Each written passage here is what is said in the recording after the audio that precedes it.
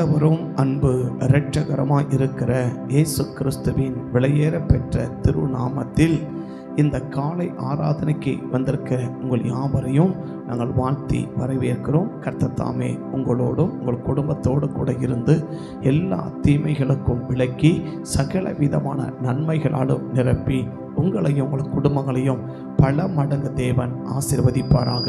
கர்த்தருடைய பரிசுத்த நாமம் மகிமை பெறட்டும். ஆமே.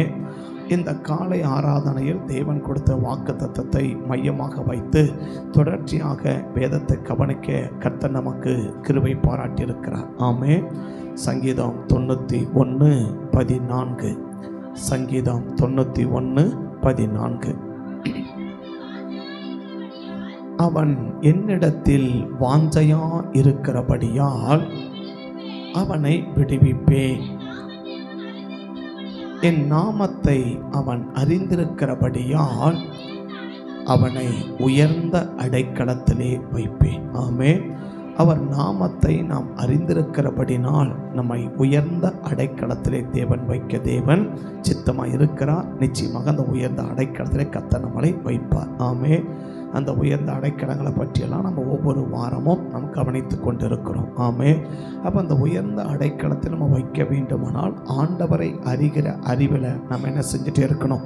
வளர்ந்துக்கிட்டே இருக்கணும். ஒவ்வொரு நாளும் அறிந்தது போதும் என்று நினைக்காமல் இன்னும் அறிவதற்கு ஆர்வமாக இருந்தால் நிச்சயமாக கர்த்தர் நம்மளை உயர்ந்த அடைக்கலத்தில் வைப்பதற்கு தேவன் ஆயத்தமாக இருக்கிறார். அப்போ தேவனை அறிவதற்கு எந்த அளவுக்கு நம்ம ஆர்வம் காட்டுகிறோம், ஆண்டவரை அறிவதிலே எந்த அளவுக்கு நம்ம முனைப்பு காட்டுகிறோம், ஆண்டவரை தெரிந்து கொள்ளுவதிலே ஆண்டவருடைய வசனத்தை பற்றி கற்றுக்கொள்வதிலே எந்த அளவுக்கு இன்னும் நம்ம ஆசைப்படுகிறோம், இன்னும் நம்ம வாஞ்சிக்கிறோம், இன்னும் நம்ம எதிர்பார்க்கிறோம், இன்னும் நமக்கு ஒரு ஏக்கம் இருக்குது, இதை விட இன்னும் எதையாவது கொஞ்சம் நம்ம ஆழமாக தெரிஞ்சுக்கலாமே, இன்னும் இந்த காரியத்தை இன்னும் கொஞ்சம் டீப்பாக தெரிஞ்சுக்கலாமே, இன்னும் இதை பற்றி இன்னும் கொஞ்சம் தெரிஞ்ச நல்லா இருக்குமே அப்படின்ற ஆசைகளும் விருப்பங்களும் தாகங்களும் எவ்வளோ பேருக்கு இருக்கு அப்படின்னு கேட்டால் உங்களுக்கு தான் அது வெளிச்சம். ஆமே. ஆனால் வேதம் தான், வசனம் தான். எந்த அளவுக்கு ஆண்டவரை அறிந்து கொள்வதற்கு ஆயத்தம் காட்டிருக்கிறோமோ அந்த அளவுக்கு நம்ம என்ன செய்ய முடியும்? ஆண்டவரால் நாம் ஆஸ்வதிக்கப்பட்டு கொண்டே இருக்க முடியும். ஆமே. கடந்த 2 தினம் மட்டும் ஒரு நாளைக்கு குறைஞ்சபட்சம் கணிப்பு சரியாக இருக்குமானால் 200 ஜெப குறிப்புக்கு மேலே ஜெபிச்சிருக்கிறோம். 2 நாளும் கடந்த 2 நாட்களிலும் என்னுடைய கணக்கு சரியாக இருக்குன்னா குறைஞ்சது ஒரு 200 ஜெப குறிப்பு ஒவ்வொரு நாளும் இல்லையா? ஒவ்வொரு நாளும் ஒரு 200 ஜெப குறிப்புக்கு ஜெபிச்சிருப்போம் அப்படின்றது என்னுடைய கணக்கு சரிதான். கொஞ்சபட்சம் 200 ஜெப குறிப்புக்கு அது என்ன பண்ணியிருப்போம்? ஜெபிச்சிருப்போம். இப்படியெல்லாம் ஜெபிக்க முடியும், இப்படியெல்லாம் ஜெபிக்க முடியும். ஏதோ முட்டி போட்டு உட்காந்து ஜெபிக்கிறது மாத்திரம்தான் ஜெபம் அல்ல, மாறாக எப்படியெல்லாம் ஜெபிக்கிறது நம்மளால் முடியும், ஜெபத்தை எப்படியெல்லாம் தேவனுக்கு நம்ம தெரியப்படுத்தலாம், எப்படியெல்லாம் ஆண்டவர் நம்ம விருப்பத்தை தெரியப்படுத்தலாம், எப்படி ஜெபத்தை எப்படியெல்லாம் நம்ம கொண்டு போகலாம், 2 ஒரே நேரத்தில் 2 விதமான காரியங்களையும் ஒரே நேரத்தில் செய்கிறது எப்படி அப்படியெல்லாம் கடந்த 2 நாட்களும் நம்ம என்ன செஞ்சுருந்தோம்? நம்ம ஜெபித்திருந்தோம் இல்லையா? அப்படின்னா அது சில மண்டையில் மூடலாத ஆட்கள் அது இங்கே வந்து உட்காந்து நிற்குதுங்க. என்ன பண்ணின்னு இங்கே வந்து உட்காந்து கையை தட்டின்னு பாட்டு பாடினு ஸ்தோத்திரம் பண்ணினு அது இங்கே வந்து உட்காந்து நிற்குதுங்க. எது? மண்டையில் மூளையே இல்லாதுங்க. ஏன்னா ஆண்டவர் அப்படி தான் சொல்கிறார். என்னது? ஞானிகளை வெட்கப்படுத்தும்படி பைத்தியம். அப்போ பைத்தியம் மூளை என்ன செய்யலை? அதுக்கு வேலை செய்யலை இல்லையா? அந்த மூளை வேலை செய்யறதெல்லாம் எங்கே வந்து உட்காந்துக்குதுங்க? சர்ச்சில் வந்து உட்காந்துன்னு கையை தட்டின்னு பாட்டு பண்ணு பைபிளை படிச்சுன்னு இப்படி ஸ்தோத்திரம் பண்ணிட்டு அதுங்க உட்காந்துட்டு போதுங்க. எதுங்க? மண்டையில் மூளை. அது சொல்லப்போனால் மண்டையே இல்லாததுங்க அப்படி வச்சுக்கோங்களேன். ஆனால் மூளையில் இருந்ததெல்லாம் செங்கோட்டைக்கு பறக்குது, மூளை இருக்கிறதெல்லாம் சென்னைக்கு பறக்குது, சென்னைக்கு பறக்குது, டெல்லிக்கு பறக்குது, டெல்லிக்கு பறக்குது, சென்னைக்கு பறக்குது இல்லையா? அப்படி பறந்து போய் என்ன பண்ணியிருக்கு? அதையெல்லாம் அறிஞ்சு உட்காந்துருக்குறாங்க. உலகத்தில் 1000 அறியறதுனால ஒரு பிரயோஜனம் இல்லைங்க. அறிய வேண்டியதை அறிஞ்சாதான் அது உனக்கு என்னவா இருக்கும்? பிரயோஜனமா இருக்கும் இல்லையா? அறிய வேண்டியதை அறிஞ்சாதான் என்னவா இருக்கும்? பிரயோஜனமா இருக்குன்னா அறிய வேண்டியதை அறிவதற்கு என்ன காட்டுங்க? ஆர்வத்தை காட்டுங்க. அதுதான் உன் வாழ்க்கையில் என்ன கொண்டு வரும்னா ஒரு பெரிய ஆசீர்வாதத்தை கொண்டு வரும். ஆமே. அப்போ ஆண்டவரை பற்றி எந்த அளவுக்கு இன்னும் கொஞ்சம் அறிஞ்சிக்கலாம், இன்னும் கொஞ்சம் தெரிஞ்சுக்கலாம். ஏன்னா சமயங்களும் காலங்களும் கொடுக்கப்படுகிற நேரங்களில் மட்டும்தான் இல்லை இல்லையா? பட் அதற்கு பிறகு சமயம் என்ன செய்ய முடியாது. ஒரு நாளும் நம்ம தேடனா கூட என்ன செய்யாதுன்னா ஒரு நாளும் சமயம் கிடைக்காது, ஒரு நாளும் சமயம் கிடைக்காது. அதனால தான் பாட்டி உலகத்தை சொல்லிட்டா, காற்று உள்ள போதே தூத்திக்கோப்பா, நீ காற்றுக்குன்னு தனியாக வெயிட் பண்ணாத, காற்று என்ன செய்யாது, உனக்குன்னு தனியாக ஒரு காற்று அடிக்காது, காற்றை அடிக்கும் போது என்ன பண்ணிடு, நீ தூத்திக்கோப்பா அப்படின்னு சொல்லி வச்சிருக்கா இல்லையா? அப்போ பாட்டிக்கு கூட தெரியுது என்னது, சமயம் கிடைக்கும் போது பயன்படுத்திக்கோ, சமயத்தை பயன்படுத்திக்கோ, காலங்களை பயன்படுத்திக்கோ அப்படின்னு இல்லையா? காலத்தை பிரயோஜனப்படுத்துங்க அப்படின்னு பைபிள் சொல்லி கொடுக்குது இல்லையா? இந்த காலங்கள் எப்படியெல்லாம் வீணாகுதுன்னு ஒரே ஒரு சின்ன கருத்தை சொல்லிடுறேன், அடுத்த படிக்கு போயிடுறேன். நீங்கள் செல்போன் வச்சிருப்பீங்க இல்லையா? செல்போன் வச்சிருப்பீங்க இல்லையா? இந்த செல்போனில் பேசுறதில்ல, மெசேஜ் அனுப்புறதில்ல, மெசேஜ் எடு பண்ணுறதில்ல, ஒன்றுமே இல்லாமல் சும்மா, அதாவது இப்படி ஆன் பண்ணி பார்ப்போம் பார்த்தீங்களா? ஃபோன் வரல, மெசேஜ் வரல, நோட்டிஃபிகேஷன் எதுவுமே கிடையாது. ஃபோனை சும்மா அப்படி நம்ம ஆன் பண்ணி பார்ப்போம்ல, இது மட்டும் ஒரு நாளைக்கு 40 நிமிஷம். ஃபோனை பேசலை, மெசேஜ் அனுப்பலை, வேற ஒன்றுமே செய்யலை, சும்மா இல்லையா? அப்படி எடுத்து அப்படி ஆன் பண்ணி பார்ப்போம்ல, இப்படி ஆன் பண்ணி பார்க்குற நேரம் மட்டும் ஒரு நாளைக்கு 40 நிமிஷம். நோட்டிஃபிகேஷன் வரல, நோட்டிஃபிகேஷன் டொயின் சவுண்ட் அடிக்கலையா? நம்ம ஏதாவது மெசேஜ் வந்தாலோ இல்லை மிஸ்கால் வந்தாலோ ஒரு சவுண்ட் வரும் இல்லையா? இதுக்கு ஒரு நாளைக்கு 1 மணி நேரம் 20 நிமிஷம். ரெண்டு கணக்கு பண்ண எவ்வளோ ஆச்சு? 1 20 + 40 எவ்வளோ ஆச்சு? 1 60 ஆச்சு. 2 மணி நேரம் ஒரு நாளைக்கு எதுவுமே பேசலை, ஃபோன் பேசலை, வாட்ஸ்அப் அனுப்பலை, வாட்ஸ்அப் பார்க்கல, எதுவுமே பண்ணலை. சாதாரணமாக ஃபோன் சும்மா அப்படி ஆன் பண்ணி பார்க்கறது ஒரு நாளைக்கு 40 நிமிஷம். நோட்டிஃபிகேஷன் வரும்போது என்னது மெசேஜா இல்லை ஏதாவது என்னன்றது யார் பண்ணிருக்கு என்பதை சும்மா அப்படி ஓப்பன் பண்ணி பார்க்கறதுக்கு 1 மணி நேரம் 20 நிமிஷம்.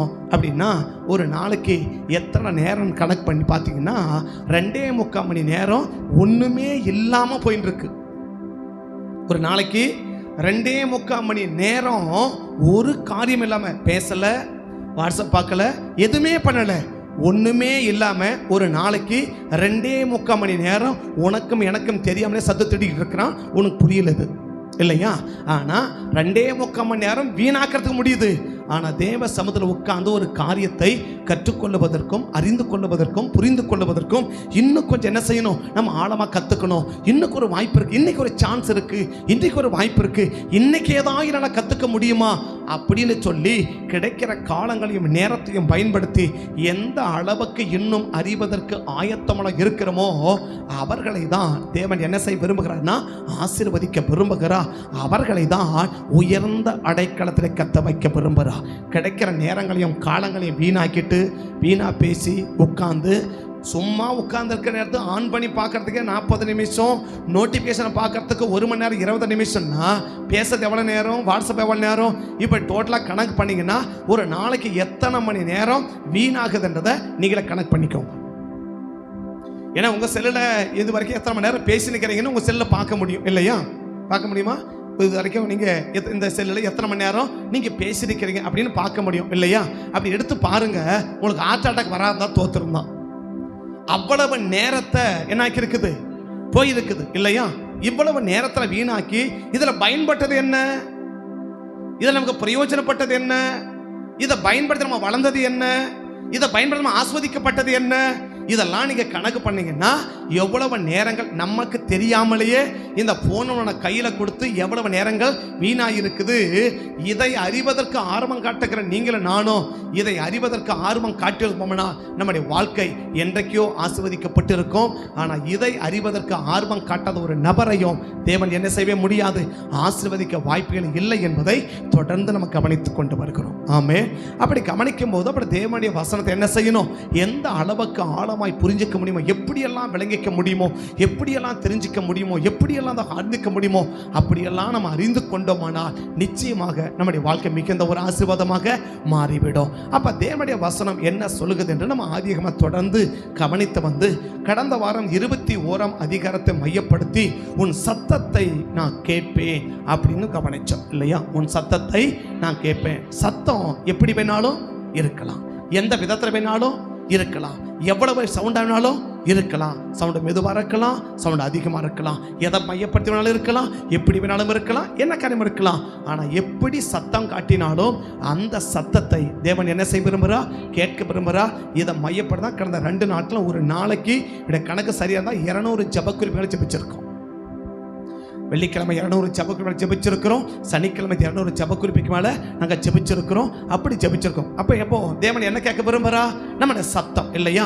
இந்த சத்தம் போடுறது அது ஒரு சத்தம் இல்லையா? இப்படி கை தட்டுறது ஒரு ஏய் அது ஒரு சத்தம் இல்லையா? இந்த ஏன்ற சத்தம் நான் எதுக்கு போட்டன்றதை ஆண்டவர் புரிஞ்சுதான் பதில் கொடுக்கிறாரு. அப்படி கை தட்டிட்டேன். இந்த கை தட்டும் அந்த சத்தம் எதுக்கு நான் அந்த கையை தட்டனன்றத அவர் புரிஞ்சு என்ன கொடுக்கிறார்? பதில் கொடுக்கிறார் இல்லையா? அப்ப நம்ம சத்தங்கள் எந்த விதத்தில் வெளிக்காட்டினாலும் அந்த சத்தங்களை புரிந்து அந்த சத்தத்தை அறிந்து அந்த சத்தத்தின் அவசரத்தையும் அந்த சத்தத்தின் தேவையையும் ஆண்டவர் அறிந்து அதற்கு ஏற்றாறு போலதான் நமக்கு என்ன கொடுக்கிறார்? பதில் கொடுக்கிறார். அப்படி நம்ம கடந்த வாரம் கவனிச்சோம். சத்தங்களை நம் சத்த தேவன் கேட்கிறவர். அந்த சத்தத்தை கேட்கிறனா அந்த சத்தம் போடுற ஆளு யாரா இருக்கணும் என்று சொல்லி இஸ்மவேலை மையமாக வச்சு 3 காரியத்தை நம்ம கவனிச்சோம் இல்லையா? இஸ்மவேலுக்குள்ளேயே இந்த 3 காரியம் இருந்தா இஸ்ரவேலருக்குள்ள எத்தனை காரியம் இருக்கணும்? கேட்ட சத்தம் கேட்டது யாருது? இஸ்மவேலுது இல்லையா? இஸ்மவேலுக்குள்ளேயே இந்த 3 காரியம் இருக்குன்னா இஸ்ரவேலருக்குள்ள எத்தனை காரியம் இருக்கணும்? அப்ப ஏன் சத்தத்தை கேட்டா? அவன் ஏற்றுக்கொள்ளப்பட வேண்டிய நபரால ஏற்றுக்கொள்ளப்பட்டவன், அதனால அவன் சத்தத்தை கேட்டான் இல்லையா? இன்னைக்கு நம்மளை ஏற்றுக்கொள்ள வேண்டிய நபர்கள் நம்மளை ஏற்றுக்கொண்டு இருக்கிறாங்களா? அப்ப நம்ம சத்தம் கேட்கணும்னா ஏற்றுக்கொள்ளக்கூடாத 1000 நம்ம ஏற்றுக்கொண்டு பிரயோஜனம் இல்லை. ஏற்றுக்கொள்ள வேண்டிய ஒரே ஒரு நபர் நம்மளை ஏற்றுக்கொள்ளுவார்களானால் நம் சத்தத்தை கேட்பதற்கு தேவன் என்னமா இருக்கிறார்? ஆயத்தமா இருக்கிறார் என்று முதல் கருத்தை கவனிச்சோம் இல்லையா? 2வது கவனிச்சோம், தகப்பனால் நேசிக்கப்பட்ட ஒரு நபர். தகப்பனால் சோ ஈசாக்குக்கு மேல ஈசாக்கு கொண்டு போய் பலி செலுத்து அப்படின்னு சொல்லும் போது ஒரு பெரிய துக்கம் யாருக்கு வரல? ஆபிரகாமுக்கு வரல இல்லையா? இவரை வெட்ட சொல்லல, அனுப்புனதான் சொன்னார். இஸ்மவேலை நான் சொல்றேன் ஈசாக்க போல என்ன பண்ணு, எனக்கு பலி செலுத்து அப்படின்னு சொல்லல இல்லையா? என்ன சொன்னாரு? வீட்டை விட்டு அனுப்பு பண்ணார். இப்ப அனுப்பப்படுற நபரை எப்ப வேணாலும் பார்க்கலாம் இல்லையா? எங்க வேணாலும் பார்க்கலாம். திரும்ப வீட்டுக்கு நம்ம அழைக்கலாம், நம்ம அவங்க கிட்ட போய் பார்க்கலாம், அவங்களோட கூட பேசலாம், அவங்களோட கூட தங்கி இருக்கலாம் இல்லையா? சோ என்ன வேணாலும் செய்யலாம். ஆனா அப்படிப்பட்ட ஒரு சின்ன காரியம் செய்வதற்கு அவருக்கு என்னவா இருந்துச்சாம்? மிகுந்த துக்கமா இருந்துச்சாம் இல்லையா? மிகுந்த. அப்படின்னா அந்த பிள்ளைய எந்த அளவுக்கு அவர் நேசிச்சிருக்கிறா அப்படின்னு கவனிச்சோம் இல்லையா? அப்ப இன்னைக்கு நம்ம நேசிக்கப்படக்கூடிய நபர்களா நீங்க நம்ம நேசிக்கப்படுறோமா? நேசிக்காத 1000 பேர் நம்மளை நேசிக்கிறத விட நேசிக்கப்பட வேண்டிய ஒரே ஒரு நபர் நம்ம நேசிச்சாங்கன்னா நம்முடைய சத்தத்தை பரலோகம் என்ன செய்ய ஆரம்பிக்கும்? கேட்க ஆரம்பிக்கும் இல்லையா? இன்னைக்கு நம்ம நேசிக்கிறவங்க நேசிப்பாங்களா? நம்ம நேசிக்க வேண்டியவர்கள் நம்மை நேசிப்பாங்களா? நேசிக்க கூடாதவன் நேசிச்சு பிரயோஜனம் இல்லை. இன்னைக்கு பிசாசு என்ன பண்ணிடுவான் தெரியுமா? நேசிக்க கூடாத 1000 பேரை நேசிக்க வச்சுட்டு நேசிக்க வேண்டிய ஒரே ஒரு நபர் கட் பண்ணிடுவான்.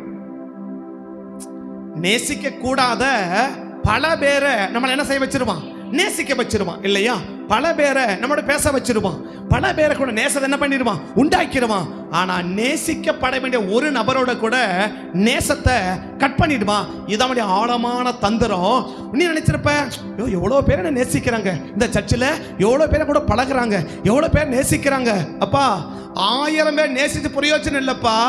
நேசிக்க வேண்டிய ஒரே ஒரு நபர் நேசிச்சதான் அவனுக்கு பிரயோஜனம். இஸ்மவேலை எகிப்தியர் 1000 பேர் நேசிச்சு ஒரு பிரயோஜனம் இல்ல. ஆனா நேசிக்கப்பட வேண்டிய ஆபிரகாம் நேசிச்சதுனாலதான் அவன் சத்தம் என்ன செஞ்சிச்சு? மேல போய் எட்டுச்சு இல்லையா? அப்ப ஆபிரகாம் மட்டும் நேசிக்காம மீதி எல்லாரும் நேசிச்சிருந்தாங்கன்னா இந்த இஸ்மவேலின் சத்தம் எங்க போயிருக்காது? மேல போய் எட்டி இருக்காது. அதனால ஒரு ஆசீர்வாதம் என்ன செஞ்சிருக்காது? இருந்திருக்காது. ஆதியாகமம் 21 முதல் பகுதியிலேயே இஸ்மவேலின் சாப்டர் முடிஞ்சு போயிருக்கும். இல்லையா? அதுக்கு பிறகு அவன் வல்லவனும் அவன் வளருவதும் எழுதப்பட்டிருக்காது. இஸ்மவேலுக்கு ஒரு சந்ததி இந்த பூமியில இருந்திருக்காது. அந்த அளவு ஒரு மிகப்பெரிய பாதிப்பை யார் சந்திச்சிருப்பான்? இஸ்மவேல் சந்திச்சிருப்பான். ஆனா மிகப்பெரிய பாதிப்பை சந்திக்க வேண்டிய இஸ்மவேல் ஒரு மிகப்பெரிய ஆசோத்தை ஏன் சந்திச்சான்னா, அவன் நேசிக்கப்படக்கூடிய நபரா அவன் என்ன செய்யப்பட்டவன்? நேசிக்கப்பட்டவன் இல்லையா? மூணாவது சொன்ன பிரியக்கூடாத நபரை விட்டு அவன் பிரியாதவன் இல்லையா? கொண்டு போனாரு, தோள் மேல வச்சாரு இல்லையா? அனுப்பினார் அப்படின்னு சொல்லி இருக்கணும். ஆனா பைபிள் சொல்லுது அனுப்பினா. ஒரே வசனத்துல 3 இடத்துல சொல்றாரு இல்லையா? சிங்கிளா சொல்லிட்டு அவளை இல்லையா? ஆனா ஒப்பு கொடுத்தது 2 பேரும் தான். ஆனா அனுப்பினது ஒரு ஆளு தான். ஆபிரகாம் சொல்ல முடியும், ஆண்டவரே அனுப்ப சொன்னீங்க, அனுப்பிட்டேன், ஆனா என் இருதயத்தை விட்டு என்ன செய்ய முடியாது. இன்னைக்கு உலகத்துல இடம் பிடிச்சு பிரயோஜனம் எங்கெங்கயோ இடம் பிடிக்கிறோம் இன்னைக்கு இல்லையா? யார்கிட்டயோ இடம் பிடிக்கிறோம். பிடிக்க வேண்டிய மனதில் இடம் பிடிக்கணுங்க. பிடிக்க வேண்டிய யார் மனசுல இடம் பிடிக்கிறது பிரயோஜனம் இல்லை. யார் மனதில் இடம் பிடிக்கணுமோ அவங்க மனசுல இடம் பிடிச்சாதான் என்னவா இருக்கும்? ஒரு மிகுந்த ஆஸ்வாதமா இருக்கும் இல்லையா? எகிப்துல பல பேர் இஸ்மவேல் என்ன பண்ணிருக்கலாம்? இடம் பிடிச்சிருக்கலாம். அது எந்த பிரயோஜனத்தையும் கொண்டு வரல. ஆனா ஆபிரகாமுடைய மனதில் இடம் பிடிச்சான் பாருங்க. அந்த சின்ன இடம் பிடிச்சது ஒரு பெரிய ஆசீர்வாதத்தை ஆபிரகாம் இஸ்மவேலுக்கு என்ன செஞ்சிருச்சு? கொண்டு வந்துடுச்சு. அப்ப நம்ம சத்தங்களை கேட்கணும்னா ஏற்றுக்கொள்ளப்பட வேண்டியவர்கள் நம்ம ஏற்றுக்கொள்ளணும், நேசிக்கப்பட வேண்டியவர்கள் நம்மை நேசிக்கணும். ஸோ நம்ம விட்டு பிரியக்கூடாது. என்ன செய்யவே கூடாது? இருதயத்தை விட்டு பிரியக்கூடாது. இருதயத்தில் இடம் பிடிக்க வேண்டிய ஒரு மனதிலே நாம் இருதயத்தில் இடம் பிடித்தால் நம்ம போடுகிற சத்தத்தையும் தேவன் என்ன செய்ய முடியும்? கேட்க முடியும் என்று சொல்லி கடந்த வாரம் நாம் கவனித்து ஜெபித்தோம். கர்த்தர் நமக்கு கிருபை பாராட்டினா.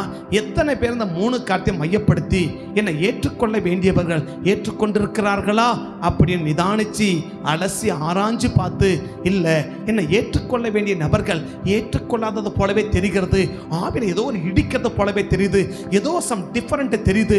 அதனால அந்த தடையை உடைச்சு யார் என்னை ஏற்றுக்கொள்ள வேண்டுமோ அவர்களா நான் ஏற்றுக்கொள்ளக்கூடிய அளவுக்கு என் வாழ்க்கை என்ன செய்ய வேண்டும்? மாற்றப்பட்டு விட வேண்டும் என்று சொல்லி அதை நிதானிச்சு பார்த்து ஆராய்ஞ்சு பார்த்து ஏற்றுக்கொள்ளப்பட வேண்டிய நபர்கள் ஏற்றுக்கொள்ளக்கூடிய அளவுக்கு வாழ்க்கையை திரித்தவர்கள் எத்தனை பேர் அப்படின்னு கேட்டா அதுக்கு நீங்க தான் பதில் சொல்ல வேண்டும். ஆமே ஆமே. ரெண்டாவது என்ன யோசித்திருக்கணும்? என்னை நேசிக்க வேண்டியவர்கள் நேசிக்கிறார்களா? நேசிக்க கூடாத அத்தனை பேர் நேசிச்ச பிரயோஜனம் இல்லை. என் சொந்த குடும்பத்தார் மாத்திரம் அல்ல, நேசிக்கப்பட வேண்டியவர் நம்மை நேசிக்கிறாங்களா அப்படின்னு நிதானிச்சு பார்த்து நேசிக்கப்படக்கூடியவர்கள் ஏன் என்னை நேசிக்கவில்லை, நேசிக்கப்படக்கூடியவர்கள் ஏன் என நேசிக்கவில்லை. அப்ப அந்த நேசத்துக்கு எது தடையா இருக்குது? இந்த நேச குறைவுக்கு எது தடையா இருக்குது? எது குறைவா இருக்குது? அதை ஆராய்ஞ்சு பார்த்து அதை சரிபடுத்தி நேசிக்கப்படக்கூடிய நபரா நேசிக்கப்படக்கூடிய அளவுக்கு என் வாழ்க்கையை மாற்றிக்கொண்டிருந்தா என் சத்தம் கேட்கப்படும் என்பதையும் கேட்ட பிரசங்கத்துக்கும் ஒரு பிரயோஜனம் உண்டு. மூன்றாவது சொன்னோம், யாரையோட இருதயத்தை விட்டு நான் பிரியாம இருக்கணுமோ அவங்க இருதயத்தை என்ன செஞ்சிடவே கூடாது? நான் பிரிஞ்சிடவே கூடாது. யாருடைய இருதயத்தை விட்டு நான் பிரியக்கூடாதோ அவங்க இருதயத்தை என்ன செஞ்சிடவே கூடாது? நான் பிரிஞ்சிடவே கூடாது அப்படின்றதுல அப்ப இந்த பிரிவினைக்கு என்ன காரணம், எது காரணமா அமைகிறது என்பதை கொஞ்சம் நிதானிச்சு பார்த்து கொஞ்சம் யோசிச்சு பார்த்து அந்த பிரிவினைக்கு இடம் கொடுக்காத காரியத்தை சரிபடுத்தியிருந்தா உன்னுடைய சத்தத்தையும் என்னுடைய சத்தத்தையும் கேட்பதற்கு தேவன் ஆயத்தமா இருக்கிறான். ஆனா செய்ய வேண்டியதை செய்யாத என் சத்தம் கேட்பார்னு இந்த மைக்கில் இதோட 10 மைக்கு மாதிரி வச்சு கத்தினாலும் அந்த சத்தம் பரலோகத்தை என்ன செய்யறதில்லை, எட்டுகிறது இல்லை என்று சொல்லி கடந்த காரியத்தை நம்ம கவனித்தோம். ஆமே ஆமே. அப்ப நம்ம சத்தம் என்ன செய்யணும்? தேவ சமூகத்தில் கேட்கணும். இஸ்ரவேல் ஜனங்க எகிப்தில் விட்ட பெருமூச்சு பரலோகத்தில் போய் எட்டுச்சான் இல்லையா? இஸ்ரவேல் ஜனங்க எகிப்தில் விட்ட பெருமூச்சு பரலோகத்தில் போய் எட்டுச்சான். இருதயத்துக்கு உள்ள அங்கலாய்ச்ச அந்த அங்கலாய்ப்பு பரலோகத்தில் போய் எட்டுச்சான் இல்லையா? இங்க அங்கலாய்க்கிறது பக்கத்தில் இருக்கிற ஆளு கூட தெரியாது இல்லையா? கணவனுடைய அங்கலாய்ப்பு மனைவிக்கு கூட தெரியாது, மனைவி அங்கலாய்ப்பு கணவனுக்கு கூட தெரியாது, பிள்ளைங்க அங்கலாய்ப்பு பெற்றோருக்கு கூட தெரியாது, பெற்றோருடைய அங்கலாய்ப்பு பிள்ளைகளுக்கு கூட தெரியாது. ஆனா எங்க போய் எட்டிடிச்சான்? பரலோகத்தில் போய் எட்டிடுச்சான் இல்லையா? அப்போ இந்த அங்கலாய்க்கிற யாருக்குமே தெரியாத மனதுக்குள்ள வச்சு அங்கலாய்க்கிற அந்த சத்தம் கூட எங்க போய் எட்டுது?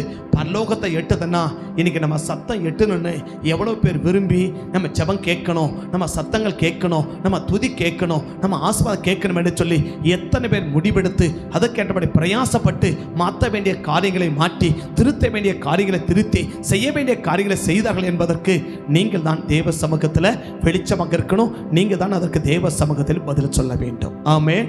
ஆனால் செய்ய வேண்டியதை செய்யாம கர்த்தர் ஒரு நாள் என்ன செய்ய மாட்டார்?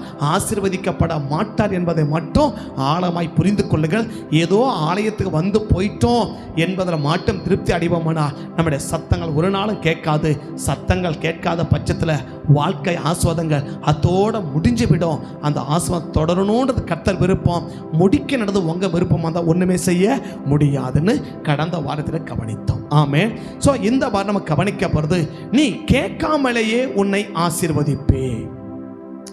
உன் ஆசீர்வாதத்தை நீ கேட்டுதான் நான் உனக்கு கொடுக்கணும்னு அவசியம் இல்லை. ஆபிரகாம், உனக்கு தேவையான ஆசீர்வாதத்தை நீ கேட்காமலேயே உனக்கு தேவையான ஆசீர்வாதத்தை நான் என்ன செய்ய விரும்புகிறேன்? கொடுக்க விரும்புகிறேன். உனக்கு ஒரு ஆசீர்வாதம் தேவை, அந்த ஆசீர்வாதத்தை நீ கேட்டு நான் கொடுக்கிறது ஒரு பகுதி இல்லையா? நீ ஜெபிச்சு நீ ஜெபத்தை கேட்டு கொடுக்கிறது ஒரு பகுதி இல்லை. ஏதோ ஒரு விதத்தில் நோக்கத்தில் நீ நினச்சி உன் சத்தத்தை வெளிப்படுத்தி அந்த சத்தத்தை நான் புரிந்து அந்த சத்தத்துக்கு ஏற்ற பதில் கொடுத்து உன்னை ஆசீர்வதிக்கிறது மற்றொரு பகுதி இல்லையா? இப்போ கடந்த வாரம் என்ன, ஏதோ ஒரு காரிய விதத்தில் நம்ம தேவையை தேவனுக்கு தெரியப்படுத்துறோம் இல்லையா? பவுலும் அப்படிதான் சொல்ற, என்னது ஸ்தோத்திரத்தினாலே உங்க ஜெபத்தினாலும் உங்கள் தேவைகளை தேவனுக்கு தெரியப்படுத்துங்கள் அப்படின்னு சொல்றார் இல்லையா? அப்ப துதிக்கும் போதும் நம்முடைய தேவைகள் தேவனுக்கு நம்ம தெரியப்படுத்துறோம், ஜெபிக்கும் போதும் நம் தேவைகளை தேவனுக்கு தெரியப்படுத்துறோம். பட் ஏதோ ஒரு சத்தங்கள் அந்நிய பாஷை பேசும்போது நம்ம தேவைகளை தேவனுக்கு தெரியப்படுத்துறோம். ஆனா இப்ப என்ன சொல்றாருன்னா, நீ எந்த விதத்தும் உன் தேவைகளை எனக்கு தெரியப்படுத்த வேண்டியதே இல்லை. உன் தேவைகளை எனக்கு தெரியப்படுத்த வேண்டியதே இல்லை இல்லையா? இன்னும் சொல்ல போனா உன் தேவைகளை நீ எனக்கு தெரியப்படுத்தித்தான் உன் தேவைகளை நான் தெரிந்து கொண்டு உன்னை ஆசீர்வதிக்கணும் என்ற எல்லையிலும் நான் இல்லை. புரியல? உன் தேவைய நீ ஏதோ ஒரு விதத்துல எனக்கு தெரியப்படுத்துற இல்லையா? அது ஸ்தோத்திரத்தினாலேயோ இல்லை அந்நிய பாஷைனாலேயோ இல்லை வேதனைனாலேயோ இல்லை பெருமூச்சினாலேயோ இல்லை அங்கலாய்ப்பினாலேயோ இல்லை மன குமுறனாலேயோ ஏதோ ஒரு விதத்தில் உன் சத்தம் தேவ சமூகத்தில் வந்து எட்டுது இல்லையா? அப்ப எட்ட பிறகு என்ன செய்யறேன்? அந்த சத்தத்தை கேட்டு அந்த சத்தத்துக்கு நான் என்ன கொடுக்கிறேன்? பதில் கொடுக்கிறேன் இல்லையா? இப்ப இன்னைக்கு என்ன சொல்ல விரும்புறாருன்னா, ஆபிரகாம் ஏதோ ஒரு விதத்துல உன் தேவைகளை எனக்கு தெரியப்படுத்தி நீ தெரியப்படுத்தின பிறகு நான் அதை தெரிந்து கொண்டு அதற்கு பிறகு உன் தேவைகளை உனக்கு சந்தித்து ஆஸ்வதிக்க கூடிய எல்லையில நான் இல்ல. உன் தேவைகளை நீ எனக்கு தெரியப்படுத்தாமலேயே நான் உனக்கு என்ன செய்ய முடியும்? உன் தேவைகளை நான் அறிந்து உன்னை ஆஸ்வதிக்க முடியும். நீ சொல்லிதான் உன் தேவை எனக்கு தெரியணும்னு அவசியம் இல்லை இல்லையா? பட் உனக்கு என்ன தேவை என்பதை நான் அறிஞ்சிருக்கிறேன். அந்த தேவையை நீ கேட்காமலேயே நீ எனக்கு தெரியப்படுத்தாமலேயே நான் உனக்கு என்ன செய்ய விரும்புறேன்? உன்னை நான் ஆசீர்வதிக்க விரும்புறேன். அதான் சொல்றாரு, உனக்கு தேவையானதை உன் ஆசீர்வாதத்தை நீ கேட்காமலேயே நான் உனக்கு என்ன செய்ய விரும்புறேன்? உனக்கு கொடுக்க விரும்புறேன். உனக்கு ஆசீர்வாதத்தை நீ கேட்காமலேயே உனக்கு நான் கொடுக்க விரும்புறேன் அப்படின்னு ஆண்டவர் சொல்றார். ஆதியாகமம் 22 அதிகாரம் 15, 16, 17, 18 4 வசனங்களை கொஞ்சம் எல்லாம் சேர்ந்து வாசிச்சிங்கன்னா நல்லா இருக்கும். ஆதியாகமம் 22 15 18 வரைக்கும் வாசிக்கலாம். நீங்க வாசிக்கிறது உங்களுக்கு கேட்கணும், சரியா? வாசி எப்படி வாசிக்கணும்?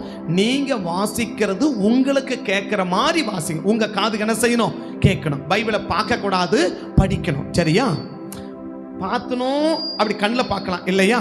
ரெண்டாவது வாயை விட்டும் படிக்கலாம், பார்க்க கூடாது, படிக்கணும், சரியா? வாசிக்கலாமா? வாசிக்கலாம்.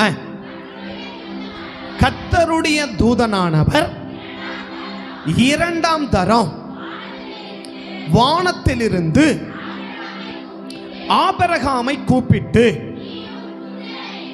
நீ உன் புத்திரன் என்றும் உன் ஏக சுதன் என்றும் பாராமல் அவனை ஒப்பு கொடுத்து இந்த காரியத்தை நீ செய்தபடியால் நீ என்ன கேட்கல இல்லையா? நீ என்ன செய்யல? நான் இதெல்லாம் செஞ்சிருக்கிறேன் ஆண்டவரே, நான் இதெல்லாம் செஞ்சிருக்கிறேன், என்ன ஆசீர்வாதிங்க. நீ என்ன செய்யல? நீ கேட்கல. சரி, கேட்கலனாலும் பரவாயில்ல, வேற ஏதாவது ஒரு இடத்துல எனக்கு தெரியப்படுத்தவோ இல்ல இல்லையா? உன் வாக்குல நீ இருக்கிற, நானா உனக்கு வந்து உன் தேவையை அறிஞ்சு உன்னை என்ன செய்ய போறேன்? நான் உன்னை ஆசீர்வதிக்கிறேன் அப்படின்னு சொல்லிட்டு, அது என்ன ஆசீர்வாதம் வாசிக்கலாம். உன் சந்ததியை வானத்து நட்சத்திரங்களை போலவும் கடற்கரை மணலை போலவும் பெருகவே பெருக பண்ணுவேன் என்றும், உன் சந்ததியார் தங்கள் சத்துருக்களின் வாசல்களை சுதந்தரித்துக் கொள்ளுவார்கள் என்றும், நீ என் சொல்லுக்கு கீழ்ப்படிந்தபடியால் உன் சந்ததி எங்கும் பூமியில் உள்ள சகல ஜாதியும் ஆசீர்வதிக்கப்படும் என்று என் பேரில், இதுவரைக்கும் இந்த என் பேரில் ஆணையிடத சொல்லவே இப்பதான் சொல்றார் இல்லையா? இப்ப நம்ம மேல சொன்ன அர்த்தம், என் மேல சத்தியமா சொல்றேன் அப்படின்ற மாதிரி சொல்றார் இல்லையா? கட்டாயமா உனக்கு என்ன செஞ்சு தீருவேன், இதை நிறைவேற்றியே உனக்கு தீருவேன், அதுக்கு என் மேல சத்தியமா அப்படின்ற மாதிரியே ஆண்டவன் என்ன செய்யறான்னா சொல்றார் இல்லையா? என் பேரில் என்ன செய்யறேன், ஆணையிடுகிறேன் அப்படின்னு சொல்றார். அப்ப ஆண்டவருக்கு ஆபிரகாம் இதுவரைக்கும் போய் என்னவை கேட்கவே இல்லை. என்ன அவர் கேட்டது ஒரே ஒரு இடம் தான், ஆதியாகமம் 15 மட்டும்தான். என்னது? அடியனுக்கு என்ன தருவி, நான் பிள்ளை இல்லாமல். இதுதான் அவர் கேட்ட ஒரே ஒரு கேள்வி இல்லையா? மற்ற எந்த இடத்த என்ன செய்வே இல்லை கேட்க, அது இந்த இடத்த சுத்தமா என்ன செய்வே இல்லை, கேட்கவே இல்லை. அப்ப ஆண்டவரை கேட்கணும். ஆண்டவரே, கேட்காத அந்த மனுஷனுக்கு என்ன செய்யறீங்க, தேடி போய் வேணாம் வேணான்னு சொல்ல கூட கொடுக்குறீங்க இல்லையா? அந்த மனுஷனுக்கு தேடி போய் அவர் கேட்டார உங்களை இல்ல இல்லையா? சரி, இதுக்கு முன்னாடி 17ஆம் அதிகாரத்தை கொடுக்கறேன்னு சொன்னீங்க, சரி நீ ஏத்துக்கினாரா? இல்ல. 18ஆம் அதிகாரத்துல அவன் மனைவி ஏத்துக்கினாங்களா? இல்ல இல்லையா? நீங்க கொடுக்கறேன்னு சொன்னா கூட அவங்க என்ன சொல்றாங்க, வேணாம் அதெல்லாம் நடக்காது, வேணாம் வேலையை பார்த்துட்டு போங்க அப்படின்னு சொல்றாங்க இல்லையா? அப்ப கொடுத்தா கூட வேணான்னு சொல்றவங்கள தேடி போய் இன்னும் கொடுக்கிறேன், இன்னும் கொடுக்கிறேன், இன்னும் கொடுக்கிறேன், இன்னும் கொடுக்கிறேன் அப்படின்னு சொல்லி அள்ளி அள்ளி அள்ளி என்ன செஞ்ச வரீங்க, கொடுத்துட்டு வரீங்க இல்லையா? இங்க நான் ஒருத்தன் இருக்கிறேன், இங்க நான் ஒருத்தன் இருக்கிறேன், வேணும் வேணும் வேணும் வேணும் வேணும்னு நான் கேட்டுக்கினே இருக்கிறேன் இல்லையா? என்ன மட்டும் நீங்க என்ன செய்யவே இல்லை, கண்டுக்கவே இல்லை இல்லையா? இது ஓர வஞ்சனை தானே ஆண்டவரை அப்படின்னு பண்ண. யாரை கேட்கணும்னா ஆண்டவரை கேட்கணும் இல்லையா? நான் சொல்ற மாதிரிலாம் ஆண்டவரை கேட்கணும் சரியா? இது ஓர வஞ்சனை இல்லையா? ஓர வஞ்சனை தானே. அவரு கேட்கல, அவர் பாண்டு கம்முன்னு இருக்கிறார் இல்லையா? அவர் போனாரு, ஆட வேண்டாரு, முடிச்சுட்டு பிரியாணி ஆக்கி சாப்பிட்டு இப்ப கிளம்புறாரு இல்லையா? அப்ப கிளம்புற பத்தி என்ன சொல்றாரு, இவர் போ குறுக்க நின்று, ஆபிரகாம் நான் உன்னை ஆசீர்வதிக்கிறேன். இப்ப ஆபிரகாம் கேட்டிருப்பார், நான் உன்னை கேட்டேனா அப்படின்னு கேட்டிருப்பார் இல்லையா?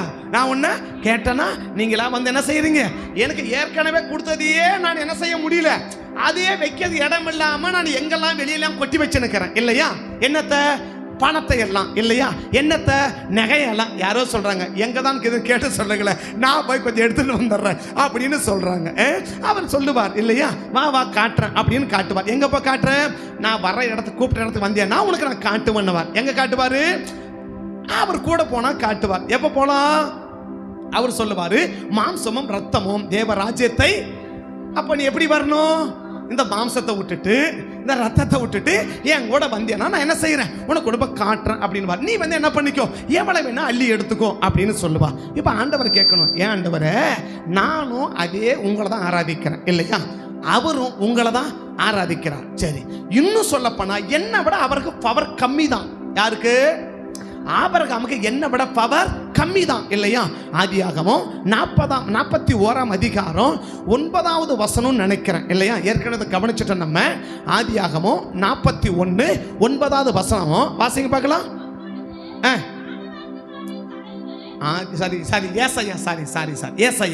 ஏசாயா தீர்க்கதரிசன புஸ்தகம் 41:9. சாரி, ஏசாயா 41:9.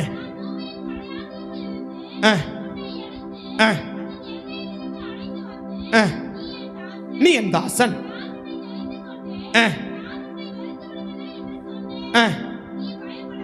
அதுக்கு படிக்கிற மேலக்கிற வசனம் என் தாசனாகிய இஸ்ரவேல். 8 வசனமா? 8 வசனம் 41:8. என் தாசனாகிய இஸ்ரவேலே, நான் தெரிந்து கொண்ட யாக்கோபே, என் சிநேகிதனாகிய ஆபிரகாமே அப்படின்றார் இல்லையா? இப்ப ஆபிரகாம் யார் தான்? சிநேகிதன் இல்லையா? சரி, நம்ம யாரு? ஒன்னு அவருடைய பிள்ளை, இன்னொன்னு அவருடைய மனைவி இல்லையா? இப்ப 2 விதமான உறவே, ரொம்ப நெருக்கமான உறவு இல்லையா? மனைவின்றதும் ரொம்ப நெருக்கமான உறவு, பிள்ளை என்றதும் அதை விட இன்னும் நெருக்கமான உறவு இல்லையா? ரொம்ப நெருக்கமான உறவுல தான் யார் இருக்கிறோம். இப்ப நம்ம என்ன கேட்கிறோம் ஆண்டவரேன்னா, ஆண்டவரே அவர் உங்களுக்கு சிநேகிதன் இல்லையா? சிநேகிதன் எப்ப வேணாலும் சிநேகிக்கலாம், எப்ப விட்டுட்டு போலாம் இல்லையா? இப்போ உங்க ஃப்ரெண்டுங்கெல்லாம் இது வரைக்கும் கூட இருக்கிறாங்களா? உங்க ஃப்ரெண்டுங்கெல்லாம் இது வரைக்கும் கூட இருக்கிறாங்களா? நீங்க எவ்வளவு ரொம்ப நெருங்கி போறீங்களோ அந்த அளவுக்கு சீக்கிரமா பிச்சுக்கும் இல்லையா? அந்த அளவுக்கு சீக்கிரமா. ஆமாவா இல்லைங்களா? ரொம்ப அதான் பாப்பட்டி சொல்லிட்டான், கிட்ட போனா முட்டப்பாக அப்படின்ட்டாங்க இல்லையா? பைபிள் சொல்லுது அடிக்கடி உன் சிநேகிதன் வீட்டுக்கு போகாத அப்படின்னு சொல்றார் இல்லையா? நம்ம எழுத்தின்படி நம்ம யாரும் போறதில்ல இல்லையா? ஆனா அடிக்கடி நம்ம இதெல்லாம் போயிடுறோம் இல்லையா? இல்லைங்க, நம்ம எழுத்துல இருக்கிற வேலையெல்லாம் விட்டு நம்ம என்ன செய்யறது இல்ல, ஃப்ரெண்டு வீட்டுக்கு அதிகமா போறதில்ல. போறீங்களா?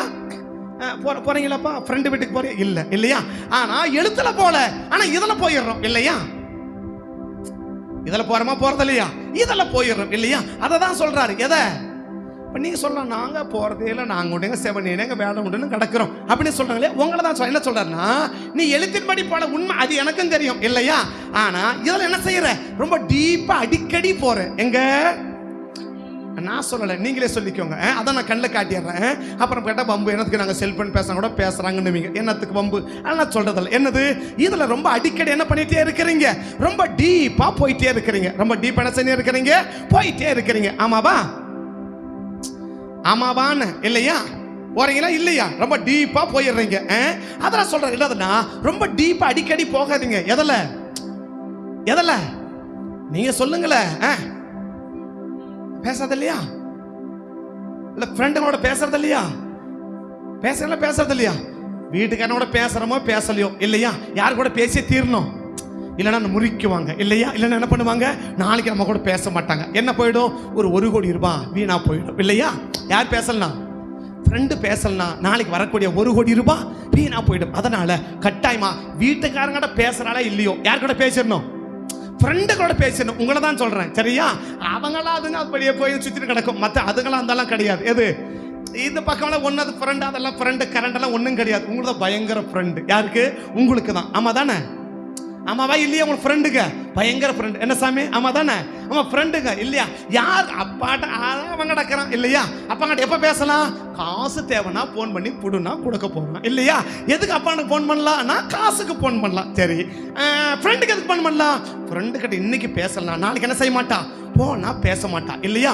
அப்ப பேசலனா எனக்கு இருக்கிறதெல்லாம் என்ன செஞ்சிடும், போயிடும். கழுத்து போட்டு 50 பவுன் செயின் வீணா போயிடும். அதனால அது அப்படியே கவரிங்கா மாறி போயிடும். எது? கழுத்துல போட்டுக்கிற தங்கம் 50 பவுன் செயின் என்னவா மாறி போயிடும், கவரிங்கா மாறி போயிடும். அதனால அவங்களோட பேசலாம், அது எப்படி தலையே வெடிச்சு போயிடும் இல்லையா? இந்த நாரதனுக்கு 2 வீட்டுல 2 பேரை சேர்த்து வைக்கலன்னா தலை வெடிச்சிருமா இல்லையா? பிரிக்கிறதோ, ஓ நான் மாற்றி சொல்லிட்டேனா? சரி இல்லையா? அந்த நாரதன் அந்த மாதிரி என்னது, அவனுக்கு ஒரு பழக்கம். என்னது? 2 பேரை அப்படி கடத்திருந்தா அவன் 2 பேரும் ஒன்னா சேர்த்துட்டு தான் அதுக்கப்புறம் சாப்பிட்ட போனா அவன் திருப்தியா இருக்குமா. அந்த மாதிரி நமக்கு என்னது, அங்க பேசிட்டு போனதான் சாப்பிட்ட மாதிரி இருக்கும் இல்லையா? அந்த மாதிரி சொல்றார், என் சிநேகிதனாகிய ஆபிரகாம் என்று அடிக்கடி பேசினீங்க பாரு. அந்த சிநேகிதர்லாம் இன்னும் நினைச்சு நிக்கிறாங்க. இல்லையா? அப்ப ஆண்டவரை கேட்கணும், ஆண்டவரே என் சிநேகிதனாகிய ஆபிரகாம்னு சொன்னீங்களே, உங்களை எத்தனை சிநேகிதங்களை விட்டுட்டு போய் நிற்கிறாங்க இல்லையா? எத்தனை சிநேகிதங்களை விட்டுட்டு போய் நிற்கிறாங்க. ஆனா என்னைக்கான மனைவி விட்டுட்டு போய் நிற்கிறாளா? இல்ல இல்லையா? பிள்ளைங்க விட்டு போய் நிற்கிறாங்களா? இல்ல இல்லையா? எங்க போனாலும் புருஷன் மனைவி இல்லையா, அப்பா அம்மா அப்படி என்ன பண்ணிட்டு இருக்குது? எங்க போனாலும் அதுக்குதான் வந்து கூட நிக்குது. யாரு? ஒரு பக்கம் வீட்டுக்காரர் நிக்கிறாரு, ஒரு பக்கம் வீட்டுக்காரர் வந்து நிக்கிறா, ஒரு பக்கம் பிள்ளைங்க வந்து நிக்குது, ஒரு பக்கம் அப்பா அம்மா வந்து நிக்குது இல்லையா? அப்ப நம்ம உறவு எப்படிப்பட்ட உறவு ஆண்டவரே அப்படின்னு ஆண்டவரை கேட்கணும் இல்லையா? ஃப்ரெண்டு பாதியில விட்டுட்டு போறவன் இல்லையா? ஃப்ரெண்டு ஒண்ணு இல்ல, அவனுக்கு பிடிக்காத அளவு நீங்க பேசிட்டாலும் விட்டுட்டு போயிடுமா இல்லையா? நிறைய ஃப்ரெண்டு கட்டாகிறது எங்க தான், எங்க இவங்களுக்கு பிடிக்கலன்னா அவங்க இவனோட பேசக்கூடாதான். அடா சாமி இல்லையா? அப்போ நான் முக்கியமா அவன் முக்கியமா அப்படின்னு ஒரு ஃப்ரெண்டு இல்லையா? நீங்க வழக்கமா சொல்லிக்க பிரசங்க கேட்கும்போது எப்படி கேளுங்க, என் முகத்தை பார்த்தனே கேளுங்க இல்லையா? நீங்க ஒரு பக்கம் திருப்பணிகள் பிரசங்க போறோம், உனக்கு தான் ஆயிடும், நான் ஒன்றும் பொறுப்பு கிடையாதா போறோம் அப்படி பார்த்துக்குவாங்க இல்லையா? இவனுக்கு பிடிக்கலன்னா அவனோட இடம் செய்யக்கூடாதான். ஆமா அவன் கூட பேசக்கூடாது. ஏன் உனக்கு பிடிக்கல நீ பேசாம நின்னுக்கோ, நான் ஏன் பேசாம இருக்கணும்? எனக்கு பிடிக்கல நீ என்ன பேசி அப்படின்னா நீ அங்க பேசிக்கோ, என்கிட்ட பேசாதப்போ அப்படின்னு சொல்ல முடியாது இல்லையா? ஃப்ரெண்ட் ஆச்சு. இப்ப ஆண்டவர் கேட்கணும், இப்படி எத்தனை பேர் உங்களுக்கு டிமி குட்டு போய் நிற்கிறாங்க ஆண்டவரே, அவனெல்லாம் என்ன செய்யறீங்க? அவன் வேணானா கூட தேடி போய் அவனை ஆஸ்வதிக்கிறீங்க. யார? ஆபிரகாம் இல்லையா? நாங்கெல்லாம் யாரு? நீ 1000 துப்பனா கூட வீட்டுக்காரன் வீட்டுக்காரன் வீட்டுக்காரன் அப்படி என்ன செய்ய இருக்கிறேன், அப்படியே சுத்தினும் கிடக்கிறேன் இல்லையா? ஒரு பக்கம் என்னதான் பேசுறாலும் எங்க அப்பா எங்க அம்மா அப்படி என்ன பண்ணி நிற்கிறேன், உங்க காலையே சுத்தினும் கிடக்கிறேன். அப்போ 2 விதமான சொந்தம் யாருக்கு இருக்குது? எனக்கு இருக்கு இல்லையா? ஒன்னு புள்ள ரத்த சம்பந்தமான உறவு இல்லையா? 2வது மனைவி, அதுவும் ரத்த சம்பந்தமான உறவு. அது ரத்தம், அது எலும்பு இல்லையா? இதுவாவது ரத்தம், பிள்ளையாவது ரத்தம் இல்லையா? மனைவி எலும்பு இல்லையா? ஒரு எலும்புனால எவ்வளவு கஷ்டப்படுவீங்க. ஆமா ஆமா, அதெல்லாம் தண்ணி குழந்தைக்கு என்ன செய்ய முடியல, உங்களால வைக்க முடியாது தானே. அந்த அளவுக்கு பலவீனமா தான் இருக்கிறீங்க. நாங்க ஸ்ட்ராங்கா இருக்கிறோம்ல, உங்களுக்கு எவ்வளவு பக்கபலமா இருக்கிறோம். அப்படின்னா எங்களை அதிகமா ஆசீர்வதிக்கணுமா, அவரை அதிகமா ஆஸ்வதிக்கணுமா அப்படின்னு இப்ப யார கேள்வி கேட்கணும்? ஏசுநாதரை முடிய பிடிச்சு கேள்வி கேட்கணும் இல்லையா? ஏன்னா முடி எப்படி இருக்கான், சுருளா இருக்குதான் இல்லையா? அப்ப ஈஸியா பிடிச்சிக்கலாம். அவர் முடி வெட்டியிருந்தா கூட கஷ்டம், ஆனா அவர் முடி நீளமா வளர்த்து விட்டுக்கிறான், அப்படி எட்டி பிடிச்சிக்கலாம் இல்லையா? அப்படி கேட்கணும். நீங்க தான் அப்படின்னு பாட்டெல்லாம் பாடுறோம் இல்லையா? நீங்க தான் அப்படின்னு பாட்டெல்லாம் என்ன செய்யறோம்? ராகம் போட்டு பாடுறோம் இல்லையா? ராகம் போட்டு நாங்க பாட்டெல்லாம் பாடுறோம் இல்லையா? அப்படி ராகம் போட்டு பாடுறோம். அப்புறம் எனக்கு பாட முடியுமா? நீங்க தான் இல்ல, அவர் ஃப்ரெண்டு. நான் யாரு? ஒன்னு புள்ள, இன்னொன்னு மனைவி இல்லையா? 2மே நெருக்கமான உறவழக்கிறங்க. நெருக்கமான உறவழக்கிற எங்களை நீ ஆசிர்வதிக்கணுமா, உன்னை பாதியில விட்டுட்டு போற ஃப்ரெண்ட் ஆசிர்வதிக்கணுமா அப்படின்னு இப்ப ஆண்டவரை கேள்வி கேட்கணும். கேட்கலாமா? கேட்கணுமா? கேட்கக்கூடாதா? கேட்கணும் இல்லையா? இப்படி கேட்ட உடனே இப்ப அடுத்து சொல்லுவாரு, உண்மைதான், நீ சொன்னது 100% உண்மைதான்பா, நீ சொன்னது 100% உண்மைதான், அதுல எந்த மாற்று கருத்துமே இல்லை, அப்படியே தான் அப்படி இருக்குது. ஆனா பாதியில விட்டுட்டு போறவனே நல்லா இருக்கிறான். புரியல? பாதியில விட்டுட்டு போனவனே எப்படி இருக்கிறான்? நல்லா இருக்கிறான் இல்லையா? கடைசி வரைக்கும் இல்லையா? கடைசி வரைக்கும் நான் தான் சொல்றவன் அவன் இருக்கிற மாதிரி கூட என்னவா இல்ல. நீ இல்லாம போறதுனாலதான் உன்னால என்ன செய்ய முடியல, உன்னை ஆசீர்வதிக்க முடியலன்னா நமக்கு உடனே பயங்கர கோபம் வரணும் இல்லையா? அது என்ன விட அவன் என்ன பெருசா கண்டுட்ட அப்படின்னு ஏசுனாரா அடுத்த கேள்வி கேட்கணுமா? என்ன விட அப்படி உங்களுக்கு நிறைய அப்படி கேட்டு பழக்கம் இருக்குதானே இல்லையா? சரி, தோத்துறோம். அது ஒரு ரகசியம்.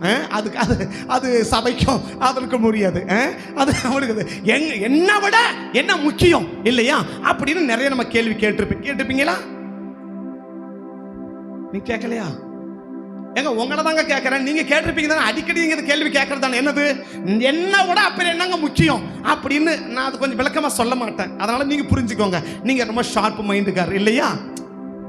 எங்க நான் ஒரு புள்ளி வச்சா நீங்க 16 புள்ளி வச்சு கோலம் போட்டுருவீங்க இல்லையா? அந்த அளவுக்கு மைண்ட் ஷார்ப்பா இருக்கிறதுனால என்ன கேட்பீங்க? வீட்டுக்காரனை பார்த்து அது என்ன விட என்னங்க முக்கியம் அப்படின்னு கேட்பீங்க தானே? அது ஒன்றும் இல்லை, அந்த அக்கா நின்று பேசியிருந்தாங்க அப்படின்னு இல்லையா, என்ன விட அந்த அக்கா என்ன அப்படின்னு கேட்பீங்களா? கேட்க மாட்டீங்களா? கேட்பீங்க இல்லையா? இப்பவும் கேட்பீங்க, இனிமேல் கேட்பீங்க. எது வரைக்கும் கேட்பீங்க? பெட்டியில் வச்சு பரலோகமே சொந்தமான பாடுற வரைக்கும் கேட்பீங்க. உரிமை இருக்கு, நீங்க கேளுங்க. கேட்கணும், 100% நீங்க கேட்கணும். சரியா? கேட்டாதான் அங்க உருப்படி ஆகும், இல்லைன்னா உருப்படி ஆகும் போயிடும். அப்ப நீங்க கேளுங்க, தப்பே கிடையாது. 100% பைபிளே பர்மிஷன் கொடுக்குது. என்னது?